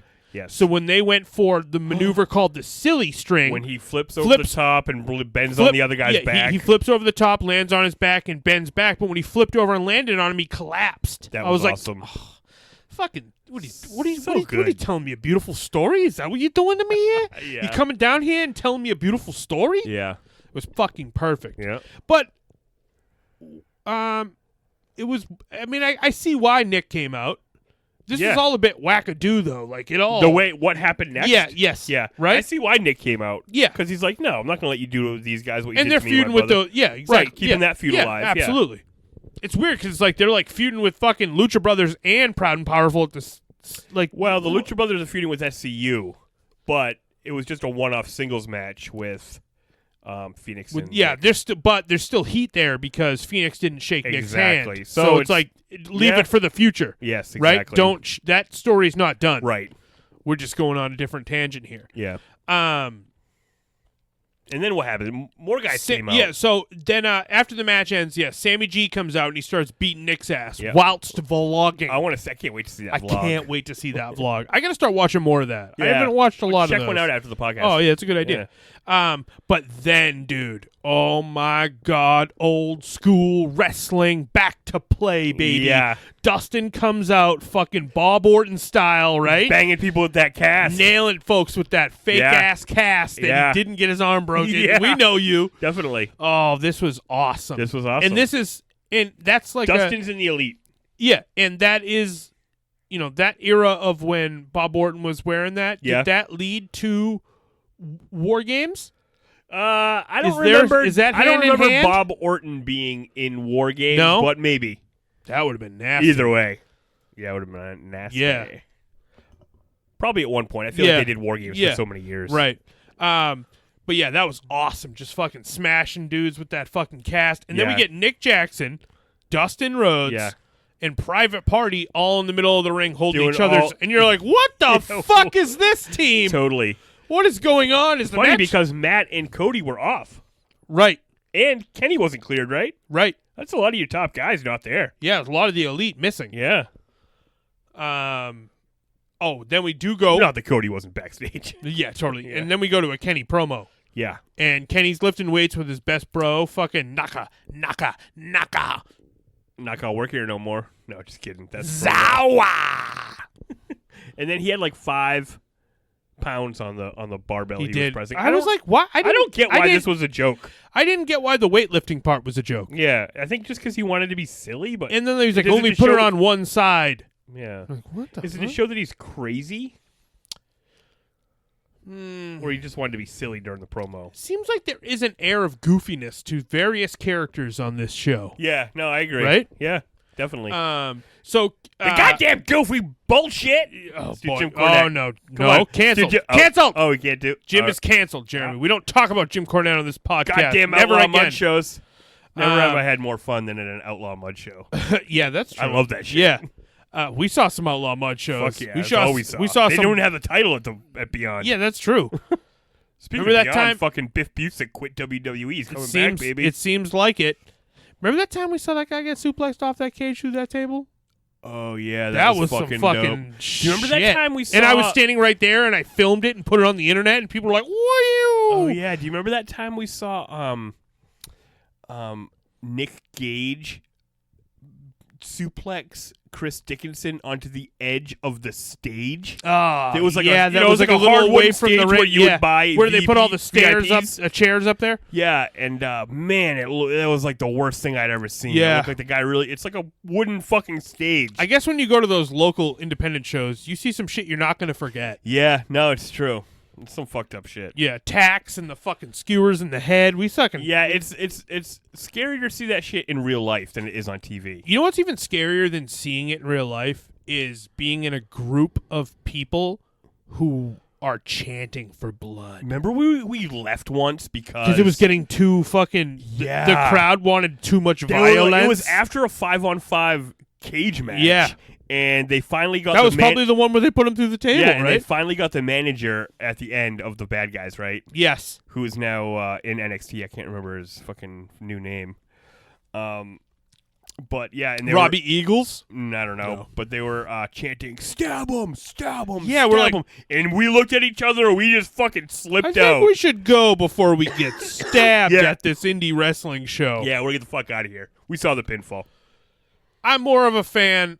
I'm definitely more of a fan of. I almost said true wrestling, but that doesn't feel totally appropriate because I like hardcore wrestling. Yeah. but I like mat wrestling. That's your favorite I like type of spot. wrestling. I like spot fest stuff. I like Young Bucks and Penta and all those guys. like just fast-paced, over-the-top fat. shit. Yeah. Yeah, me too. I mean, I like a lot of kinds. Unless it's one Dean Ambrosia. Oh man, Jon Moxley. Jon Moxley. I love Jon Moxley. Dude, so good. Jon Moxley, badass motherfucker. Before we get into the Moxley match, so in that Kenny promo, he's talking about how him and Pac are fighting next week, and like how everything that's happened is Pac's fault, and it's not like the other losses. It was Pac that set this pace for him to be losing these matches. That's right. I thought that was interesting. It was a good way to be like have a rematch. It was a good way to make that match more relevant. Yeah. I think we could have left out the goofy shit though. I agree. But yes, here we are at the main event of AEW Dynamite. Darby Allin versus Jon Moxley. Man, I love fucking Darby Allin's music. I love Darby Allin. I love him. He's fucking cool, man. I don't know if I've ever turned around more on a wrestler than I have with Darby Allin. Oh, really? You didn't like him at first? I hated him. I was like, fuck this little pipsqueak. Like, this little fucking dweeb, this little, like, straight edge loser. Is he straight edge? I don't know if he is. I think he is. No, I think if you had a death wish, you'd be doing lots of drugs. No, I don't think he is. No, I don't think he does do drugs. I think he said that in one of his because his uncle died from drunk driving. Yeah, exactly, yeah. You're right. And they were saying that in the match. They're like, Darby Allin was in the car with his uncle when he fucking drunk drove himself to death. Yeah. And they're and then they were like, that's not just a wrestling story. That's real life. And now he doesn't care about living or dying. Yeah. And you're like, whoa, that's interesting. So he had like a special entrance. He did. There was like some orchestral music, and they were showing this body bag with Mox written on it in orange, and it was like getting body surfed around like a fucking rock show. And then he had some fucking Druids, which is bro Druids. Yep. Bring him out in the body bag. Yeah, and then he fucking sat up in the bag. He did sit up in the bag. And he unzipped it. Yep. And he skateboarded his way down to the ring. Man, I was dragging the Mox body bag behind him. I'm like, this all works. It's all awesome. I don't know why this works, but it does. Yeah, dude, I remember when he skateboarded down, I was like, oh, he's so fucking cool. Yeah. I was like, that's so fucking it's cool. So fucking cool. With the bag trailing behind him. And there was a few people in the crowd with the half-face paint like his. Oh, yeah. I wrote that. I wrote, yo, Darby Allin is fucking over as fluff. A chick and a little kid in the crowd rocking the paint. Yeah, definitely. It's a good sign. That's great. There's not even a fat loser. Well, sorry. It's not even a fat idiots like us. Yeah, I don't mean to say fat loser because I'm talking about myself. Yeah. It's like if I was in the crowd and I had a Darby Allin then you'd be like, look at that fat idiot. Yeah, I'd be like, look at that fat moron right there. Yeah. But if it's a girl and a little kid, you're like, oh, cool. I'm like, oh, he's way over. There's some mark with fucking half a face paint. Hey, we all want that. Yeah. This was amazing. I don't... The distinction between their two characters is so interesting. And so clear. It's so clear, but they're almost on the same wavelength. Like, I thought... I don't like to reference this because I think it's a hack reference, but I thought it was going to be a situation where the match ends and it goes, did we just become best friends? Yeah, right. A Step Brothers reference. I'm not a fan of that, but... not that it's bad, but it just feels like everyone uses it. It's a lame reference. It's a lame reference, yeah. But I'm like, they could. Did that happen? They could become a faction of fucking... They could become a team. Yeah, like they could be bad I bet news. Moxley won't join any factions. Nah, probably not. Yeah. But I bet they could tag. But I'm going to predict that they will tag. Yeah. 100%. Yeah, I like it. They're going to get caught up in some weird... I think they tagged on the Indies once or twice. Yeah. Ooh, I like that. Since Moxley came back. It's crazy how big... he is. Yeah. You're like, holy shit, Dean Ambrose. Holy shit, Jon Moxley is a monster. He is, and he's so fucking badass the way he walks. The way he moves his shoulders the way and he shit. Talks, yeah. the way he looks at you. When he did that fucking body splash, he did a top rope body splash on Moxley, and he no-sold it, and he just bounced off of him. Oh, yeah. That was awesome. Super badass. Yeah, that was awesome. But it was like... all the offense that Darby Allin got in on Moxley made sense. He did it with such momentum that everything he hit Moxley with perfect hurt example. him. The first move. Oh, before the match, Moxley was like, "I'm over the middle rope." Yeah, he was like, "Fuck you! I'm not waiting for the match to start. I know how dangerous you are." Yeah, and they brawled because he knew these guys wanted to have a brawl. Yeah, they brawled before the bell even rang. Yeah, which was cool, very cool, and badass. Yeah, I could watch these guys fight Yeah. more than once. I agree. Yeah. And I was on the who were you I was on rooting the for? edge of my seat. I was rooting for Moxley. Because you're a Mox. I'm a Mox supporter. Yeah. You've got Moxie. I got Moxley. Yeah. You've got Moxley. So I was rooting for him. I wouldn't have been mad if Darby Allin would have won. I thought that would have been pretty crazy, I think. But you were 100% sure Mox was going to win. No. I was. I wasn't. Well, you were rooting for Darby Allin. Yes. And that's how you do it, though. Oh, right. Because I You're was tricking yourself. protecting myself. Yeah, you were protecting yourself. Yeah. But for me, I was on the edge of my seat. I didn't know who was going to win because I'm like, maybe they are going to push Darby Allin. Like, I mean, in a win over Mox, they are pushing Darby Allin, but right now they're doing it by having As the match with unfolded, burners. though, you were more like, okay, Mox will probably win. Yeah, but a few times I was like, I don't know. Maybe This he's could about be to it. get him. Yeah, right. Oh, Dude, man. when he fucked up his fingers in the fucking... Yes. I'm like, it's And like... then when it was revealed that he couldn't lock the his fingers for the... who was that brought that up? Motherfucking Jim Ross. Damn. Doing yeah. his gosh darn work. Yep, earning his Doing a goddamn great paycheck. job. So, and I saw an article... fucking I saw Ross. an article online that was like, oh, Jim Ross getting a lot of fucking criticism for his commentary on AEW. And then after watching this fucking episode, I was like, bro, Fuck you guys. fuck you. There's nothing That's wrong. what I'm saying. The criticism of AEW, I'm like, I don't care. I'm marking out. Yeah, I don't care. I'm marking out. I'm loving all the good stuff, and That's I'm why not we noticing don't the bad stuff. Exactly. That's why we don't. What? Yeah. What bad stuff? Yeah, Yeah. exactly. So it was a great match, and he fucking finally got him with the... Oh, dude. what's the dude. move called? The It's paradigm shift? Paradigm. Avalanche. Off the top. Avalanche paradigm shift. It that looked fucking probably crazy. killed him. He'd be dead if he wasn't Speaking of being unable to dead, die. remember when he zipped him up in the body bag? Yeah. When he zipped Darby thought in the he body was- bag and started stomping him? Yeah. I'm like, end the match. I thought he was going to give him the paradigm shift in the bag. Oh, my and God. pin him in the bag. Yeah, it's which crazy. Would have been cool. I'm like, you brought the fucking bag. but you guys know better than me, so. And it's like, he's all goth and shit, and Moxie's like all badass and shit. He's like, I'll It's like, fucking bury you in your goth shit. Yeah, exactly. Totally. Yeah, Oh, absolutely. you want to bring a body bag? All right, yeah. I'll put you in and stomp you. Oh, by the way, put him in a body Put him in bag, a body Johnny. bag, Johnny Moxley. I thought Yeah. that while I was watching the match. Wow, that's crazy. Yo, Someone be should have sure been you check screaming out that. our other podcast, Cobra Guys. Oh, that's a great podcast. You're gonna love that one, guys. Especially if you like body bags and people named Johnny. Yeah. Yes, but Moxley was victorious with the Avalanche paradigm shift, and it was, in my notes I wrote, It was noisy. This was a fucking great main event. It was a awesome. great It was a match all perfect around. main event. It was a perfect main It was a event. great. It was like we got a lot of the wrestling we needed earlier. Yep. We got the promos we needed from Jericho. Yep. And crew, and then we got paid off on a little bit of hardcore, hard hitting wrestling action. But like I said, this was a hard-hitting, hardcore, but also all character stuff. Oh yeah. You know, on both sides, you really got their characters were revealed in this match. Yeah, and yes. that's my favorite kind of wrestling. When you Character can see stuff. the thought processes of Yeah, characters. you can see the and- philosophy of that character Yes. in the way that they fight you. Yes, Yes. that's the best part of wrestling. Yes, I agree. Yeah. I'm in complete agreement, Yeah. and that's why we're fucking because that shit matters to them too. Exactly. In AEW, they want what we want. Exactly. We're all on the same wavelength. It's not just a show they have to make every week and churn out with Right. all these different rotating crew Moxley of is sitting characters. backstage like, how do I manifest my character? Right, and these guys are going on TV once a week to make their statement. Yep. They're not wrestling all week. Right. They're not doing all They're this not other doing dark shit. shows. They're not doing house shows. Yeah. Yes. Yeah. Absolutely. Totally. It's pure art. Look at this picture that I snapped of Jericho, of Moxley in front of with this that AEW sign totally. behind him. That looks and dope. he yells. You can hear him yell, "Who's at the top of the food chain?" Yeah. And So that's it's only a matter of time, I think, before Moxley versus Jericho for the title. Maybe I don't know. You don't want Moxley to win the title No, not that. I don't want Moxley to fight Jericho for the title. because of WWE. Yeah, I think it'd be cooler if we could get it off Jericho onto somebody else and then Moxley gets involved. Maybe. But I don't know. Jericho could be champion for 1,000 years. Yeah. We don't. It's really We don't know what's going to happen. no.